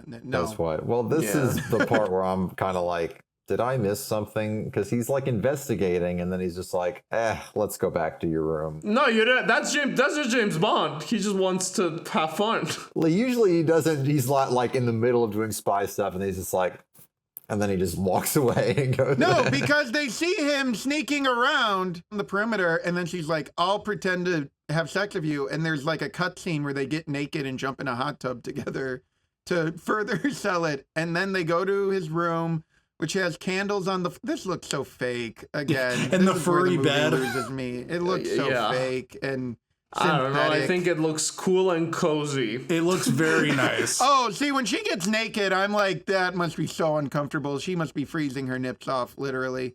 It's just, God. She had pasties on. Her pasties were attracting Pierce Brosnan's chest hair. It's a hard cut from that to Zhao transitioning into white. Oh yes. Zhao's still working on it. He's still insisting he's gonna do it. And then here's when we get the reveal, right? Where it turns out that Gustav Graves is not Gustav Graves. He is Colonel Moon from the beginning of the movie, who now looks like Toby Stevens. And he's like weirdly tender with him. He's like, with Zhao. Oh, your face. Well, yes, aren't they lovers? No. I thought he's lovers than Miranda Frost. Rosamund Pike's supposed to be the girl who was torturing him in the beginning. No, that's not. No. She sold him out. Yeah. I thought that wait. She's always been with MI6. She's a double agent. Yes. Because she was on the same fencing team as Colonel Moon when he was at Oxford. Yes. So they've been dating since Oxford. Right. This was a fundamental misconception I had when I was younger, and I don't think I ever rectified it, on whether or not the real Miranda Frost was killed and then she replaced her. Was the torture? Like she's Korean? That could be it. No. I always thought like she's actually the Korean chick who tortured him in the Madonna scene. No. It's up to interpretation. And then she killed Miranda Frost and assumed her identity. Did you see, I think Lee Tamahori or someone said in an interview, they're like, it was very embarrassing. I brought my son to meet Pierce Brosnan, and my 14-year-old son just said, I want to meet the torture woman from the opening credits more. She's the one I'm actually interested in getting. That would have been me. I also the Icarus thing where he's Why is like it called Icarus? because of the sun. See, I was thinking about this. It's the golden gun. It could also be called Prometheus because it's bringing fire from the heavens. But Icarus flies too close to the sun. So my point is, why are all of the most iconic Greek myths about getting too close to fire? Was there some guy in ancient Greece who didn't know how fire worked and just was Fire like, is hot and it burns you. And Yeah. exactly. Yeah. It's the perfect metaphor because it's pretty and you want to touch it, but you can't. That's why Madonna told you to analyze it in the beginning. The Gustav Grave plan where he's like, I'm gonna make another sun, and everyone's like, yeah. Like when this movie oh no, it's a giant laser. yeah, well, when this movie first came out, you're probably like, well, that's stupid. No one would go for that. But now in current times with like the inventions of like modern entrepreneurs, you're like, no, that checks out. If people are signed up to get chips in a monkey brain. Yeah, exactly. Now, wait. I forget. This is a year before Spider-Man 2, where once again the villain has created a tiny little sun. He's created a but sun. That's not a laser. That's a tiny little sun. Actually, what Icarus is a giant magnifying glass. Yeah, it's like ants, like it's the stupidest thing ever. No, like looking at that device, I'm like, why would you ever think that device would be used for anything other than a nefarious purpose? Than burning the demilitarized zone. Well, it's just like putting microchips in your brain. Well, yeah, it's kind of a decent payoff because they establish these like real men never sleep, and then he also wants to eliminate the concept of night. Yeah. Ever since I was a North Korean child, Smithers, I have wanted to blow up the sun and eliminate the concept of night. Yeah, Korean Mr. Burns. In the middle of all this, we have yet another getting too close to fire. Jinx is getting the lasers, goofier version of laser Goldfinger. It's not just one laser, it's like a million lasers. And they're on car factory arms and they're flying around, and I didn't write down the whole line, but it should be known.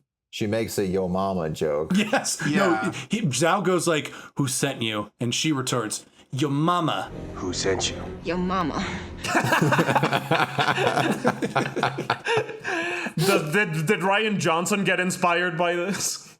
No, I love this scene. Like all the lasers going crazy. It's so much fun. It's so much overkill. fun. Again, you have no concept of space, of where anyone is at this scene. It's just random pretty lights just flying around. There is no such thing as overkill. I reject that term. No, you can never have too many lasers. Yeah, it's of course we have Goldfinger. We got one laser, and now we've got hundreds of lasers. I will say though, if you want to see what like a better shot version of this could be, the ending of Ocean's 12 is pretty lit, where he's like dodging through the anyway. Those who know. Yet again, I think this movie's better than Ocean's. All three. False, but okay. I mean, it is better than Ocean's 12. I mean, Ocean's 12 isn't like that great, but like that scene was pretty lit. And I will say, you mentioned Ryan Johnson. You know he was taking notes when the guy gets the laser through his head. Oh yeah, no, through the back of the head and through the mouth, right? Yeah. That's awesome. Did you get? Oh yeah, when Bond gets into the water. He puts on the Gunga City Jedi breathing device from Thunderball. Yes. Full circle. He goes to the planet core. Exactly. This is great. Also, like James Bond, we've always talked about how it's always like 3 to 5 years late to the party in whatever is popular. But I feel like this one is like on point. Really? Yeah. This was the same time as Attack of the Clones, as Spy Kids 2. Well, looking like digital garbage, I don't know if that was really a trend they were intentionally chasing. Well, and as we've learned, that never really goes out of style. I thought you were going to say this movie was right on it with surfing, and I'm like, this is like 8 years after Point Break, 7 years after Point Break. Is Point Break what? That was like 93? Yeah, I will say, I mean, if we're allowed to talk about this whole sequence, it is kind of massive tonal whiplash to go from Shark Boy and Lava Girl like surfing ice chunks or whatever to the absolutely sick car drifting on the ice, which is real. Yes. Oh, it's amazing. I don't see the whiplash. They're both equally stupid in my This eyes. kind of reminds me of Octopussy in terms of like, it's just banger after banger, like action scene, you know? Like it's just nonstop. Massive tonal whiplash, and yet both like somewhat. Yeah, this is like if the circus Powell and Pressburger hot air balloon came first. Yeah. And then it's the gritty Hitchcockian. Exactly. At the train, yeah. The car chase felt like a Hot Wheels set. Like, that's when I'm Yeah, watching but that's I'm a like, good thing. This is a Hot Yeah, Zhao's car literally looks like a Hot Wheel that some kid just put a turret on the back. So, well, we completely skipped over the most iconic scene in the film, which is Bond poorly surfing on a poorly blue screen. Well, we just described. Yeah. Ocean. Anyway. Well, I'm just saying, both of these scenes feel very fake to me. And again, I don't know. It's like Troy, it's James Bond, man. It's but it's a balancing act where it's like the plausibility. Again, like Batman and Robin. It's like the fun is it's a little grounded, but if it's just ridiculous, like yes, them surfing out of a spaceship. It was I just really obeyed the laws of physics. Oh, and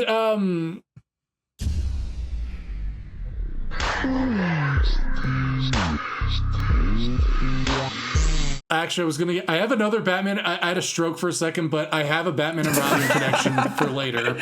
And I just... You just started drooling. Well, I'm watching this and I'm thinking of Batman and Robin because I'm like, do I just not like ice palaces? I think you just have a thing against ice. I love ice. I don't enjoy ice. I don't enjoy vanilla ice. Yeah, the Fortress of Solitude, Troy. Every day I'm on Twitter and I'm like, #defund ice. Defund but you're talking about actual ice. But Troy, also, did you do the ice bucket challenge back in the day? I would presume no. I didn't put it in a bucket. I put in like a cup of cold water and I put it next to my head because I don't like ice. I'm not joking. And then I did a little clip of Porky Pig teaming up with Lou Gehrig, and then I put in a little pinch of Jan. I'm the one who edits all the channel clips, by the way. You don't say. Okay, you know what? Fuck it. I'm bringing up my Batman and Robin connection. So, all right, go. So during the car chase scene when the ice palace is melting and Jinx is being trapped in the water and she's freezing to death and drowning, Bond saves her. And what does he do with this frozen partner? Dips her in warm water, just like Batman. Yes. In Batman and Robin. And I like that scene in Batman and Robin too. I don't understand what the problem is that a movie for preteens feels like it's written by preteens, you know? Yeah. Like But Bond wasn't supposed to be for preteens. But it is. It just is. Like, I'm sorry, but it is. It wasn't supposed to be, but that's the core audience. What was I gonna say? No, I admit watching the car chase, I'm like, oh man, if you saw this when you were 8, this probably is the greatest movie you've ever seen. That's the thing. It makes me feel like I'm 8 again. I saw this when I was 26 for the first time, and I'm just like, I've moved past. Do we like, I guess we do, but do we like how they just get rid of Oh, I love when the ice chandelier crushes him. and the little spurt of blood? Yeah, you get the red geyser of blood that just shoots out of the pool. It's like R.I.P. punchline guy. Yeah, those were the 2 lines I want to point out. It's like, there's your punchline, Mr. Bond. And the other line, what does Gustav Graves say? He's like, oh, about Jinx. Oh, well, ice palaces can be such a treacherous place. Oh, boy. Oh, we missed another psycho Jinx moment where she cuts off the guy's arm. Oh, yeah, to use his hand as like a thing in the greenhouse. Oh, she's so cool. Oh, yeah, again, that's so weird. It's like, it's for children, and then it's like, it's so gruesome. Well, yeah, children love seeing, but children watch South Park. Yeah, children like violence. Children like this shit. Die Another Day is better than Tarkovsky because children love South Park. I never said that it was better than Tarkovsky. I just said it was on par to me. As a 10-year-old, this was like that and The Two Towers were like my favorite films. Tarkovsky hated when you intellectualize movies. He wanted you to feel them. And it's the same thing with Die Another Day. Exactly. He was the original Tenet. Don't think it. feel it. He was, Much like Die Another Day, they bought a horse that was about to die and they threw it through the ice and killed it. Can we please talk about the tsunami surfing? We did. We talked about it like twice. Yeah. Okay, what are your thoughts, Jan? What are your thoughts? It's cool. It's not. Okay. Yeah, okay, moving on. Hey, so then... Oh, actually, okay, so I was watching the behind the scenes of the tsunami surfing run, and they have the animatic, and the model that they use for James Bond is the funniest thing I have ever seen, and I am so tempted to use it as the thumbnail for this episode. Do it. I gotta show you. I'll send it to you guys. Yeah, send it to the group chat. And we can show the people of the world. So James Bond found out Miranda Frost is evil already, right? Yes. Were there any good lines? I remember that's a good scene. Yeah, he was captured. Remember? He gets captured. She's there. Jinx gets thrown in. She gets flooded out in the room because the ice palace is melting. There's a lot of back and forth, yeah. James Bond uses the ring. That's right, to shatter the glass. Yeah. That's how he escapes. Yes, yes. Because it's like, give up your weapons, but then they didn't know that the ring was a weapon too. I don't know if the lines here are good or if Rosamund Pike and Toby Stephens are just having a lot of fun delivering them. Because I'm not actually remembering any of them, but watching them, I'm like, oh, they're good. They're good actors. They're having fun. No, she was right under your nose line is pretty good. She was right under your nose. I'm laughing at what you said, Troy, but I'm also laughing at what Jake just said. Wait, oh my God, let me see. Yeah, this is gonna be the thumbnail for this episode. God. Andrew, I'm sending it to you too. Okay, let me see. That's supposed to be Pierce Brosnan. I can see why he was demoralized. When Jan brought up Die Another Day, he saw that face. He looks like me.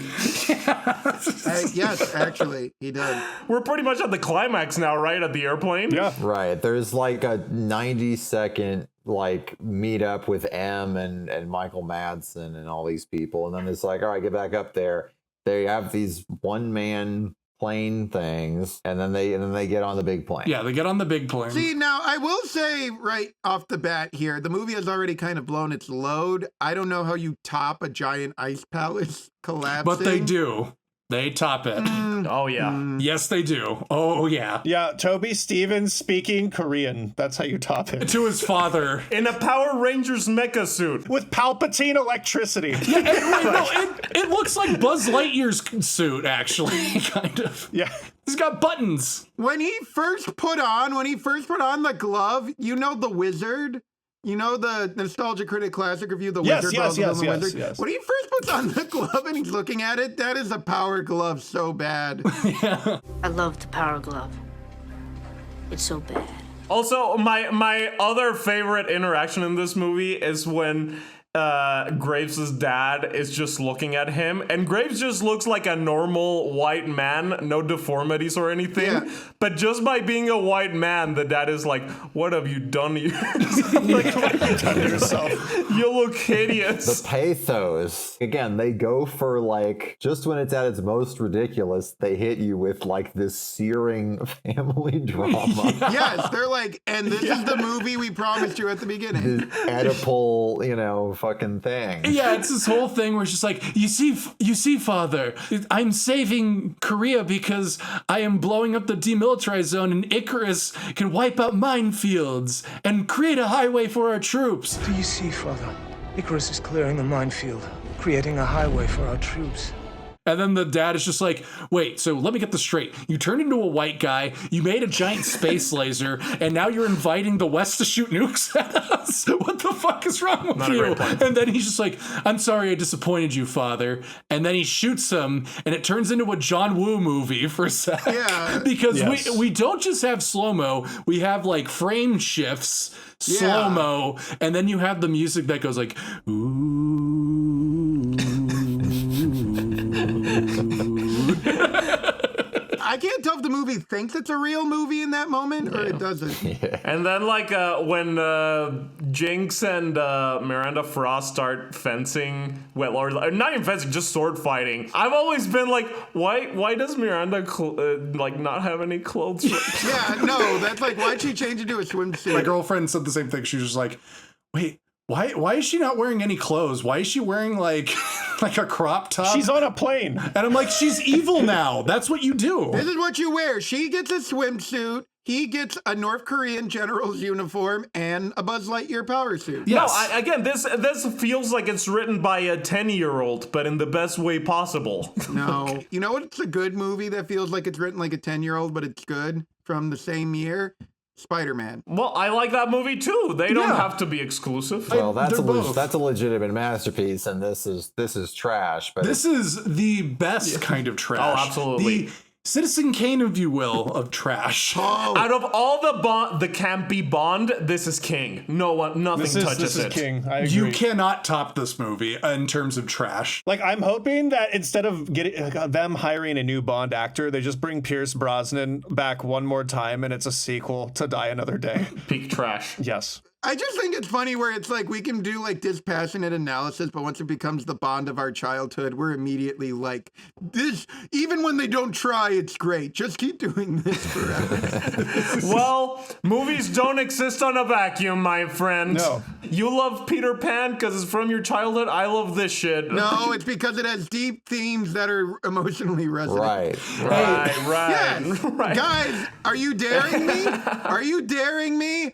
All right, let's start with chapter 1. No, Peter breaks God through. damn it. Okay, To moving the on to beginning the of fight. end. Troy, All we don't right, have time so for this. once we What's get to the the beginning of beginning? end, I apologize. I like Peter Pan. I do like Peter Pan. I do like Peter Pan. Read this, bitch. Read this, bitch. The best use of bitch since Diamonds Are Forever. Yeah. Yes. Just Wait, what? Oh, read this bit. Because she throws the Art of War and she stabs the Heart of War into Miranda Frost and then kicks it into her. I had to actually stop the movie from how hard I was laughing when Pierce Brosnan gets electrocuted. Yeah, it's just like, These last two, he's really killing it with the face contorted like stuff. Yeah. We gotta have some thumbnails of that. Tobey Maguire tier. Yo, yeah. Yeah, Tobey Maguire tier. Okay, but wait, real quick, on the death of Miranda Frost, you cannot get a better snapshot of the gap between the performances given in this movie than Halle Berry saying a line of dialogue completely flat, just no emotion. It's just there like a limp carcass. And Rosamund Pike is not saying anything. She's just dead. And she is giving 110% to being dead. She is like committing to her body. That's what makes it funny. I mean, I've never seen the first X-Men movie, but doesn't she have the line about the frog? Yeah, the toad. You know what happens to a toad when it's struck by lightning? The same thing that happens to everything else. Because she didn't care. Halle Berry's career was so weird during this time. Yeah, again, this is not the first time that Halle Berry's capable of not caring about the lines. And the thing is, she's a really great actress. She has an Oscar. Yeah. Yes. No. This is not besmirching her talent. She's there to catch the paycheck, and I think it's great. Yes, Halle Berry is like one of those actors where you can really tell when it's the paycheck. Oh, yeah. And she'll tell you that it's for the paycheck. Yeah. I mean, she accepted her Razzie proudly. I respect that. She did accept her Razzie, and apparently Catwoman was like, this movie, it was a little mixed reception, but they were still thinking about doing it. But then Catwoman happened, and they were like, reboot. No more No Jinx. survivors. No Jinx. Oh, and then now we get to one of my favorite moments in this entire movie. Andrew, Troy, we quote this moment all the time, out of context. Parachutes for the both of us. Whoops. Not anymore. Oh, look! Parachutes for the both of us. Whoops! Not anymore. Great line. The single greatest Bond villain moment, and it's just him being like a little kid. Yeah. Like, as the Zoomers say, he slaps. He Yes. fucks. He slaps. He is Syndrome. Like, he basically is live action Syndrome 2 years before Yeah, Syndrome. he dies the same way. yeah. Yeah, he dies the same way. In that crashing plane, he gets sucked in. In a turbine. And then we get, you see, Mr. Bond, you can't kill my dreams, but my dreams can kill you. It's time to face destiny. And Bond hits his parachute going out of the window. Also, Goldfinger reference, people flying out of windows.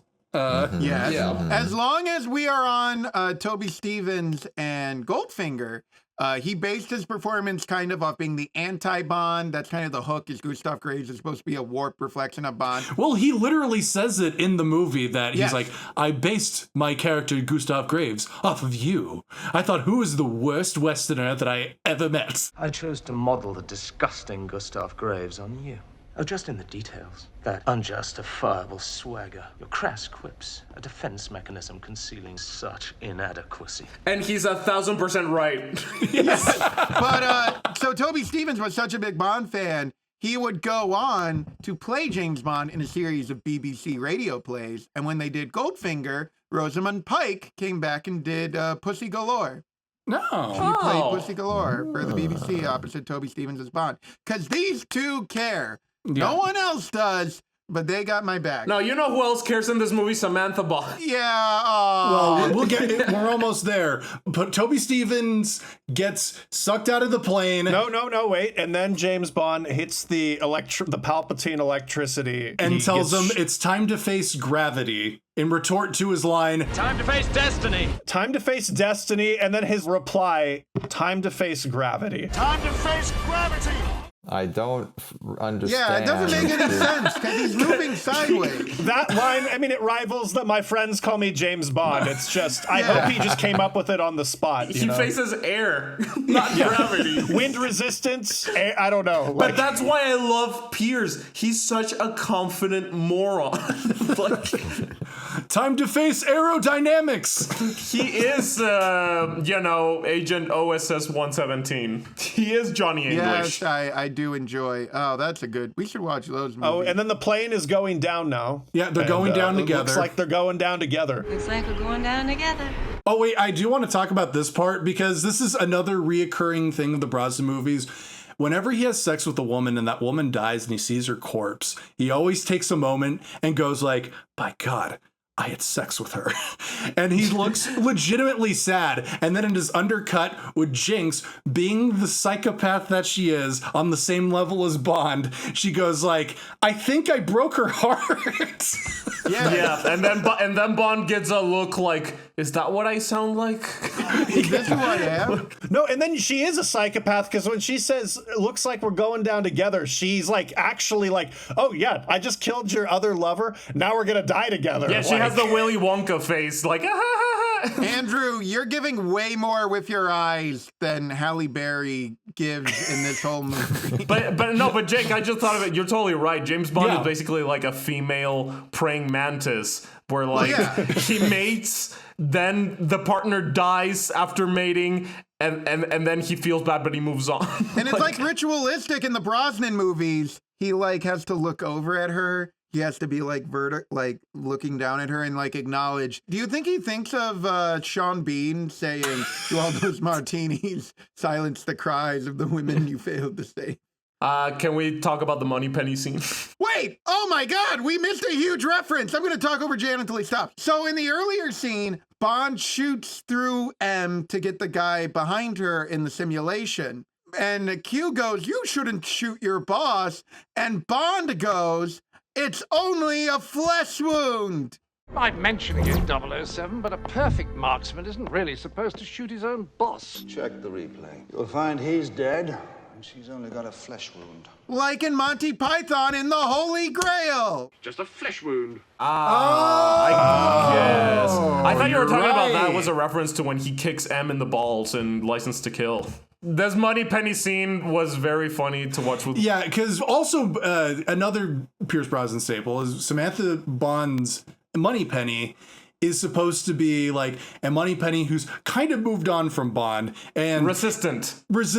Yeah. You know, like she still flirts with him, but she's going like, nah, go away. I mean, it's kind of forgotten about in Tomorrow Never Dies and World's Not Enough, but here she full on is going like, James, raw dog me on my desk. She's flicking her to him. But what I'm saying is, like, this was funny to watch with my wife because she hadn't seen this before, but she did know that this was the last movie in the original continuity. Mm-hmm. So she was watching that scene And she was saying like, oh, it's kind of nice that they ended with like Bond and Moneypenny finally addressing the unaddressed and getting together. And I was just sitting there with like a smirk on my face. Because as it turns out, Q walks in on her. She's in the virtual reality holodeck masturbating. Unbuttoned. Like, fully masturbating. And Q's like, what are you doing? Oh, that's smart, Moneypenny. You're working the new equipment. And that's how this originally continuity ends, with Moneypenny getting fired for masturbating in the office. For masturbating. James Bond did it. Q branch. He finally ruined this woman's life. But again, that's the tragedy. I brought this up in the GoldenEye episode. Q dies. Bond is broken in North Korean torture. And Moneypenny goes from having a hot date in GoldenEye to like being an incel. Being an incel with virtual reality goggles masturbating in Q branch. She went from a independent woman who rejected Bond's advances to now she is a literal incel. Yeah, and again, we all thought when this came out, this is silly, but now I masturbate with my VR headset every day. So, you know, yeah, there you go. In my big, beautiful house with my big, beautiful wife. And I sleep in a race car. Wait, Jen, your wife is dead. Yeah, that's why I masturbate. Oh, okay. Wait, how are you watching this with Melissa? We established she can manifest when he watches. Yeah, I summon her for every James Bond movie. When was this? I remember last week you were just kind of talking to yourself. Yeah, I had no idea. I've been meaning to talk to you about that. It was like 2 hours of you talking to nobody. You guys are such pranksters. But anyway. So then the final scene of Pierce Brosnan. This is the final scene of the Showa era of James Bond. For some reason, I don't think any other scene, not even in the Roger Moore movies, have made me feel more uncomfortable than this final scene. Oh my god, watching this with my girlfriend this weekend was so funny because the first line you hear is like, you see the helicopter parked to this abandoned, like, don't take it out. Yeah, it's like, don't take it out. Keep it in a little longer. Keep it a little long. Wait, don't pull it out. I'm not finished with it yet. See? It's a perfect fit. Leave it in. Well, it's gonna come out sooner or later. No, leave it in, please. A few more minutes. My girlfriend just looks at me like, I'm like, oh my god, wait, no. That's right, full penetration. Full penetration. The promise of full penetration finally fulfilled. And then they're talking about diamonds. Oh, but I don't know. I'm still just like, why the fuck do you want diamonds on your belly button? That's the weirdest shit I've ever seen. Inside your belly button. Yeah, they like, and he takes it out and it has like lint and like gunk. Yeah. And just putting this scene like right next to the Moneypenny incel scene, like I feel wrong. Yeah, no, I do too. I'll agree with you there. It's not the best ending. Well, I guess we're already using the word incel. It feels like cucking. It feels like we're cucking Moneypenny, and I'm like watching this, and it's like weird to me, and I'm not comfortable. It's so fucking funny that the original continuity ends like this. Yeah, no, it's very fitting because Bond ends up with someone who is just as crazy as he is, that makes puns about death, puns about killing people, and sex. And now he is in like an abandoned cabin in the middle of nowhere, and he'll forever fuck this woman. Putting conflict diamonds in her orifices. Yeah. Oh, she says, we're still the good guys. Yeah, that's right. And then Halle Berry very cringily goes, I'm so good. And then Bond goes, you won't believe how bad I can be, or something like No, it's the final exchange is, I'm so good, especially when you're bad. Fade to black. Still the good guys, huh? I'm still not quite sure how good you are. I'm so good. Especially when you're bad. Which is a summation of this movie. It's so good, especially when it's bad. The end. I have one more point to make. Fine. So, as I said, Pierce Brosnan is the most evil James Bond. In my mind, this ending signifies he has left MI6. He is now becoming a jewel thief, with this random lady, and at a certain point, he will dye his hair blonde and come back as Raoul Silva. I actually think that would have been amazing. No, it should have been Pierce Brosnan in Skyfall. I think if he leaves MI6, he's gonna become a serial killer. Exactly. Oh yeah, it's gonna be natural born killers with Bond and Jinx. Yeah. Okay, final thoughts. Andrew, because you're our guest, give us your final thoughts on Die Another Day. It is the final movie. It is the pinnacle of what James Bond should be. It really goes balls to the wall and overdoes in a beautiful way just all of the tropes. It's amazing. It's amazing. And, I obviously am speaking to my bias because I was like 10 years old when I saw it, but there's never a dull moment in the film. Like, if you were going to ask me, I'm going to be real. If you're going to ask me, like, do you want to put on Skyfall or Die Another Day? Like, I'm going to pick Die Another Day. Hell yeah. The movie feels like a 30-minute long, like, episode. Like a featurette or something. Like a fever dream. Yeah, no, you just turn it on and like next thing you know, it's, Madonna's singing and the credits are rolling. You could say it's a moment in the Dream Machine. It keeps me sane. An hour on the Dream Machine keeps me sane. It is. Like you said, like, we didn't discuss very much plot because there is none. No. It's just sequences of absurdities. And also I will say I do kind of miss like the really short end credits of James Bond like movies. Just we're in this era of like 12 to 14 minute credits, and I remember the credits for Die Another Day, they're like 4 minutes long. Obviously you have the opening title sequence, which takes away a bunch, but I don't know. That is something I've noticed. Like, that is not a thing anymore. No, you're right. It's the Red Letter Media joke that when the visual effects artists come up now, it looks like the Vietnam War Memorial. Yes, exactly. It's interesting watching Bond because, the Dr. No came out at a time when they did not do end credits, and over the Bond series, you really see the evolution of like, what are we doing? I don't need to know everyone's names. Just pay them. Yeah, give them money and let's scroll them a little faster. Yeah, like in the TV version, just like the TV version.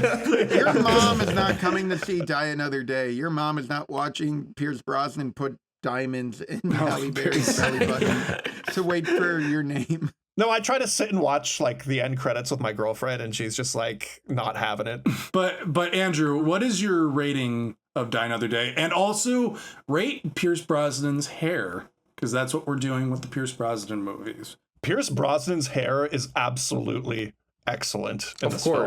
Like, he could have kept doing this into his 70s. He still has great hair. Yeah. He still has great hair. Yeah. Like, he is not Dalton. Like, when I saw him in real life, I was really starstruck. Like, oh my God, he's so beautiful. I envy his hair. He has better hair than I do. All of us. The movie itself, I mean, on Letterboxd, I believe I gave it 5 stars because, if you disagree with me, I understand, but that's how I feel about it. It's one of those movies that the entertainment value is just so great that I have no issues with it. Like, it accomplished what it set out to do. And by those metrics, I think it's fantastic. There you go, the Ebert metric of movie success. Yes. Yeah. Can I go next? Sure, Jan, you can go next. Because I agree with Andrew. I think this is one of the few perfect movies out there. It's up there with Amadeus. I think this movie knows exactly what it is, commits to it 1,000%. It's one of the most entertaining early 2000s CGI garbage movies you'll ever see. It is, I think, the only James Bond movie, and I'm including even the Daniel Craig ones, where, like Andrew said, I don't think there's a single dull moment. I am entertained. I am locked in every single second.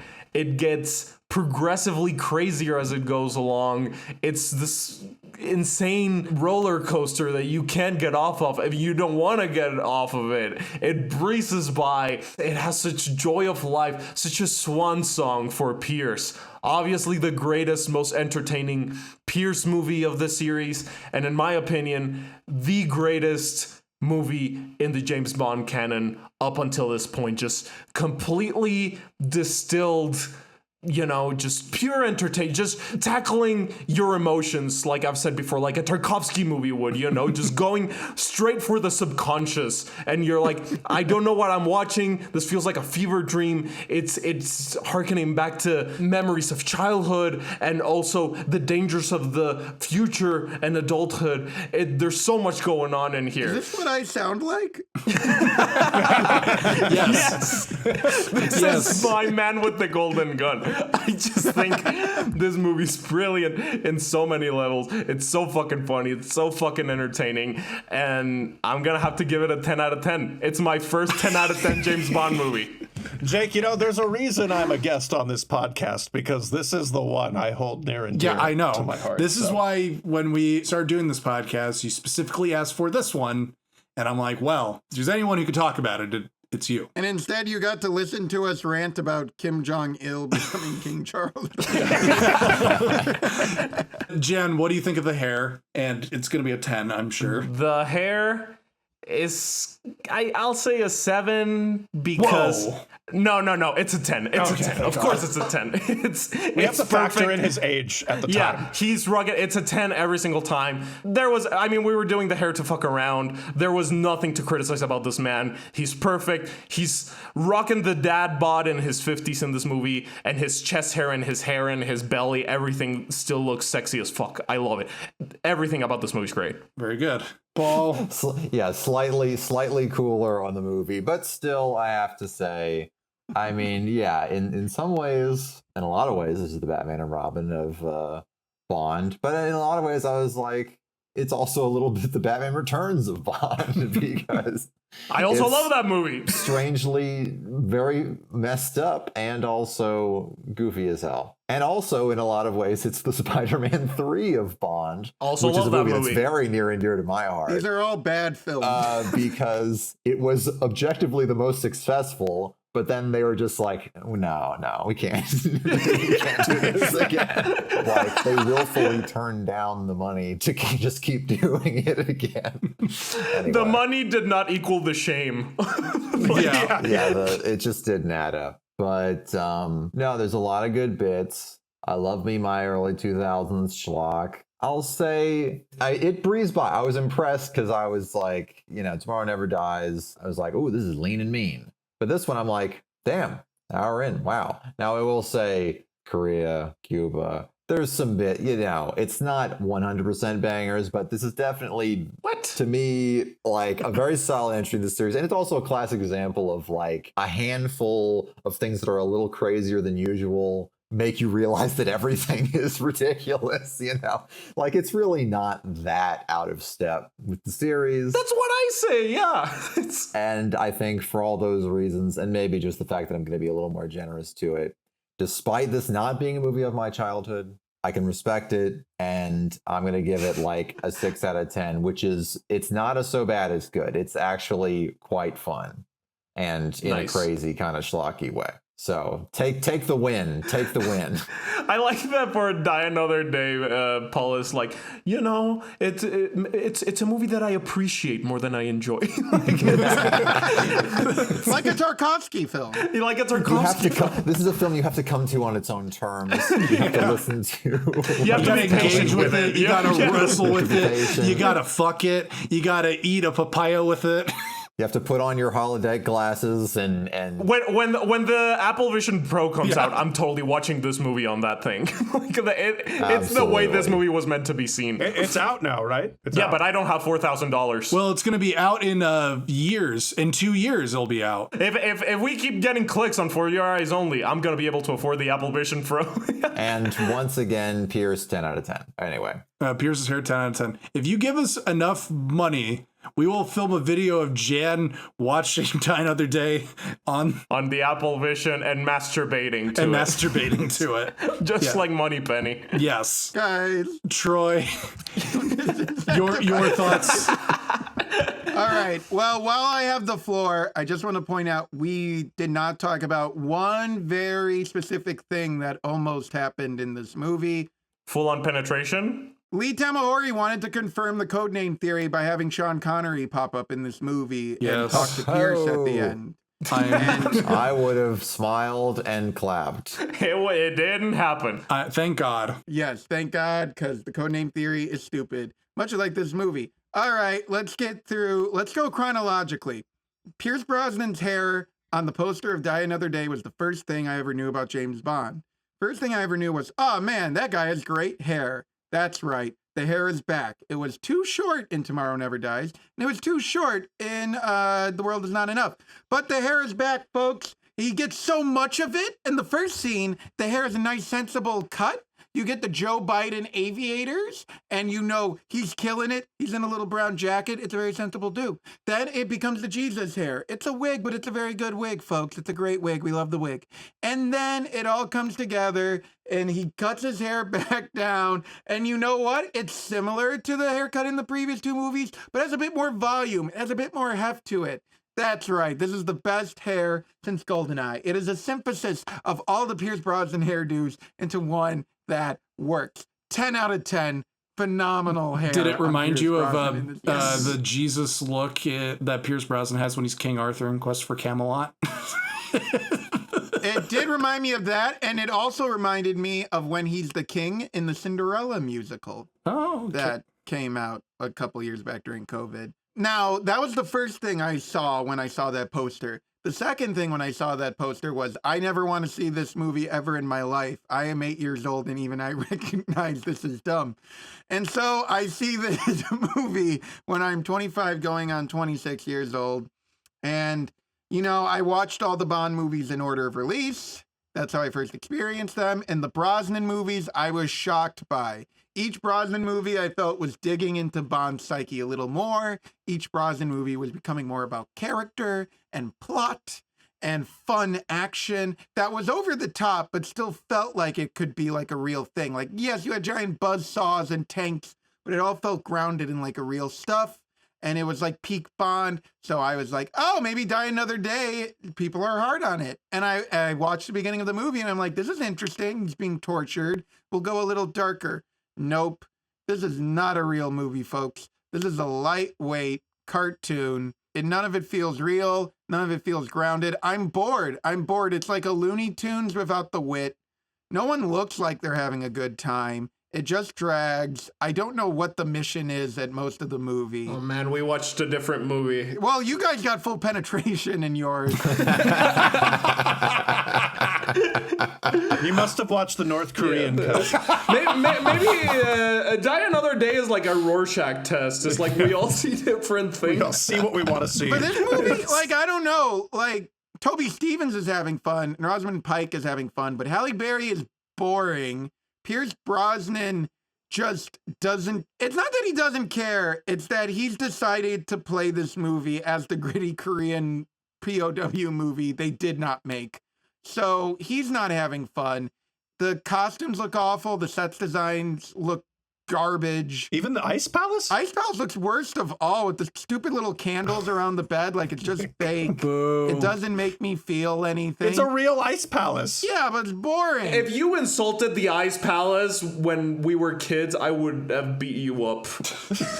No, but I'm watching the cars and I'm like, yeah, this is a movie for 8-year-olds. And like, yes. And like, but there's no craft to it. Like, that's the thing with movies. Why I like when they're good is when a movie's good. Like, people have put effort into it and you get little subtle teasings of the human condition and it's entertaining and it's fun and it's silly on like a mature way that elevates you. Die Another Day is just vomiting Jolly Ranchers and Skittles. And you can go, I like the taste of this, but it's vomit. It's not a fully formed Skittle. It's just all over the floor.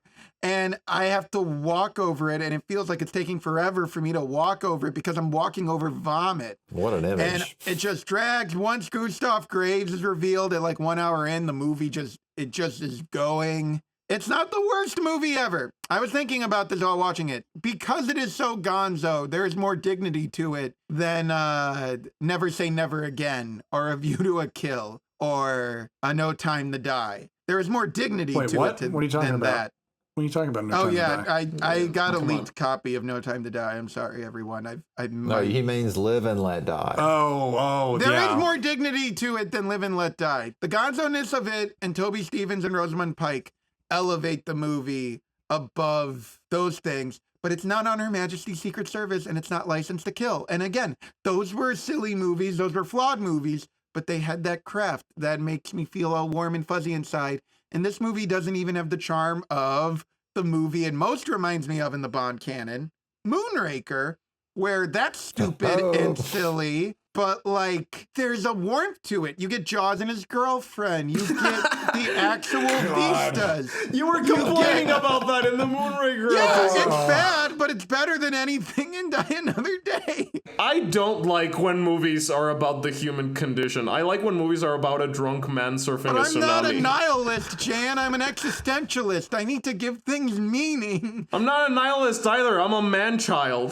I thought you were a nihilist. I thought when I met your group in college, you were all the joyful nihilists. He is married to a ghost, for the record. I give it a 4 out of 10, 2 out of 5. Pierce joins the long tradition of all Bond actors ending on their worst movie.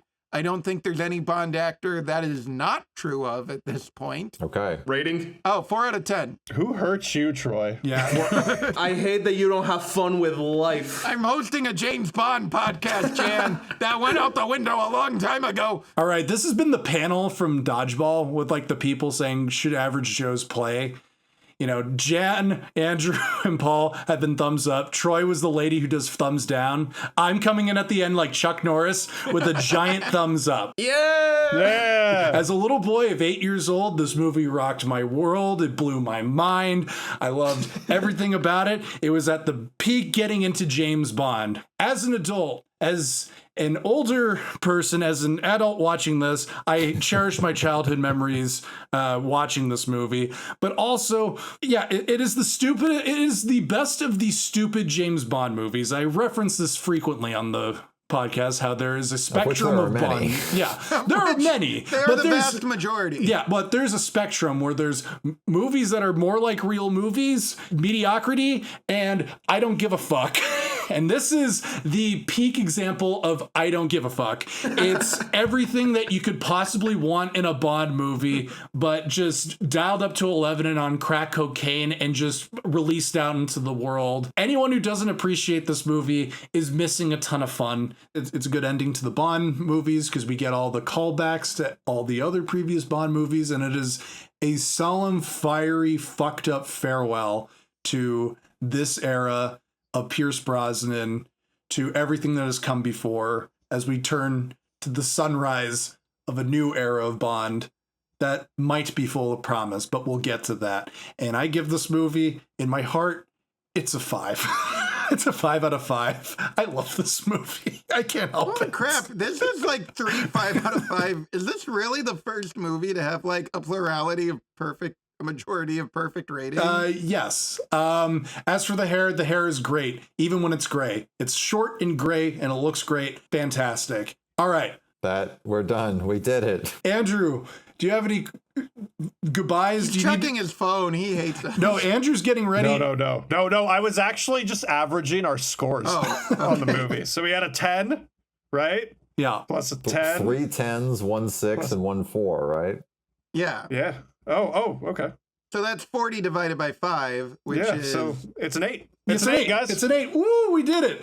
Andrew, I know you're very busy right now. Your green Thunderbird with the machine gun is parked out in front and it's ready to go, so... Yep. Thank you. I'm going to go head to my car now. So, Andrew, it was nice to have you on the show. Thank you very much for having me, guys. I was very honored to discuss this cinematic masterpiece, and now I'm going to go head to my car. Insert photo of my car. That's it, folks. We're done with Pierce Brosnan. Say goodbye to his hair. Say goodbye to his Irish looks. The only Bond to ever be fired. We are on to a new era, a new vision of James Bond. This next movie that we're going to review is the only movie everyone agrees is good. Yes, but you have to tune in next week. See you later, folks. Goodbye. We did it. I guess I'll die. Another day. Another day. It's not my time to go. Alas, this. Alas, this. No, we're done. And done.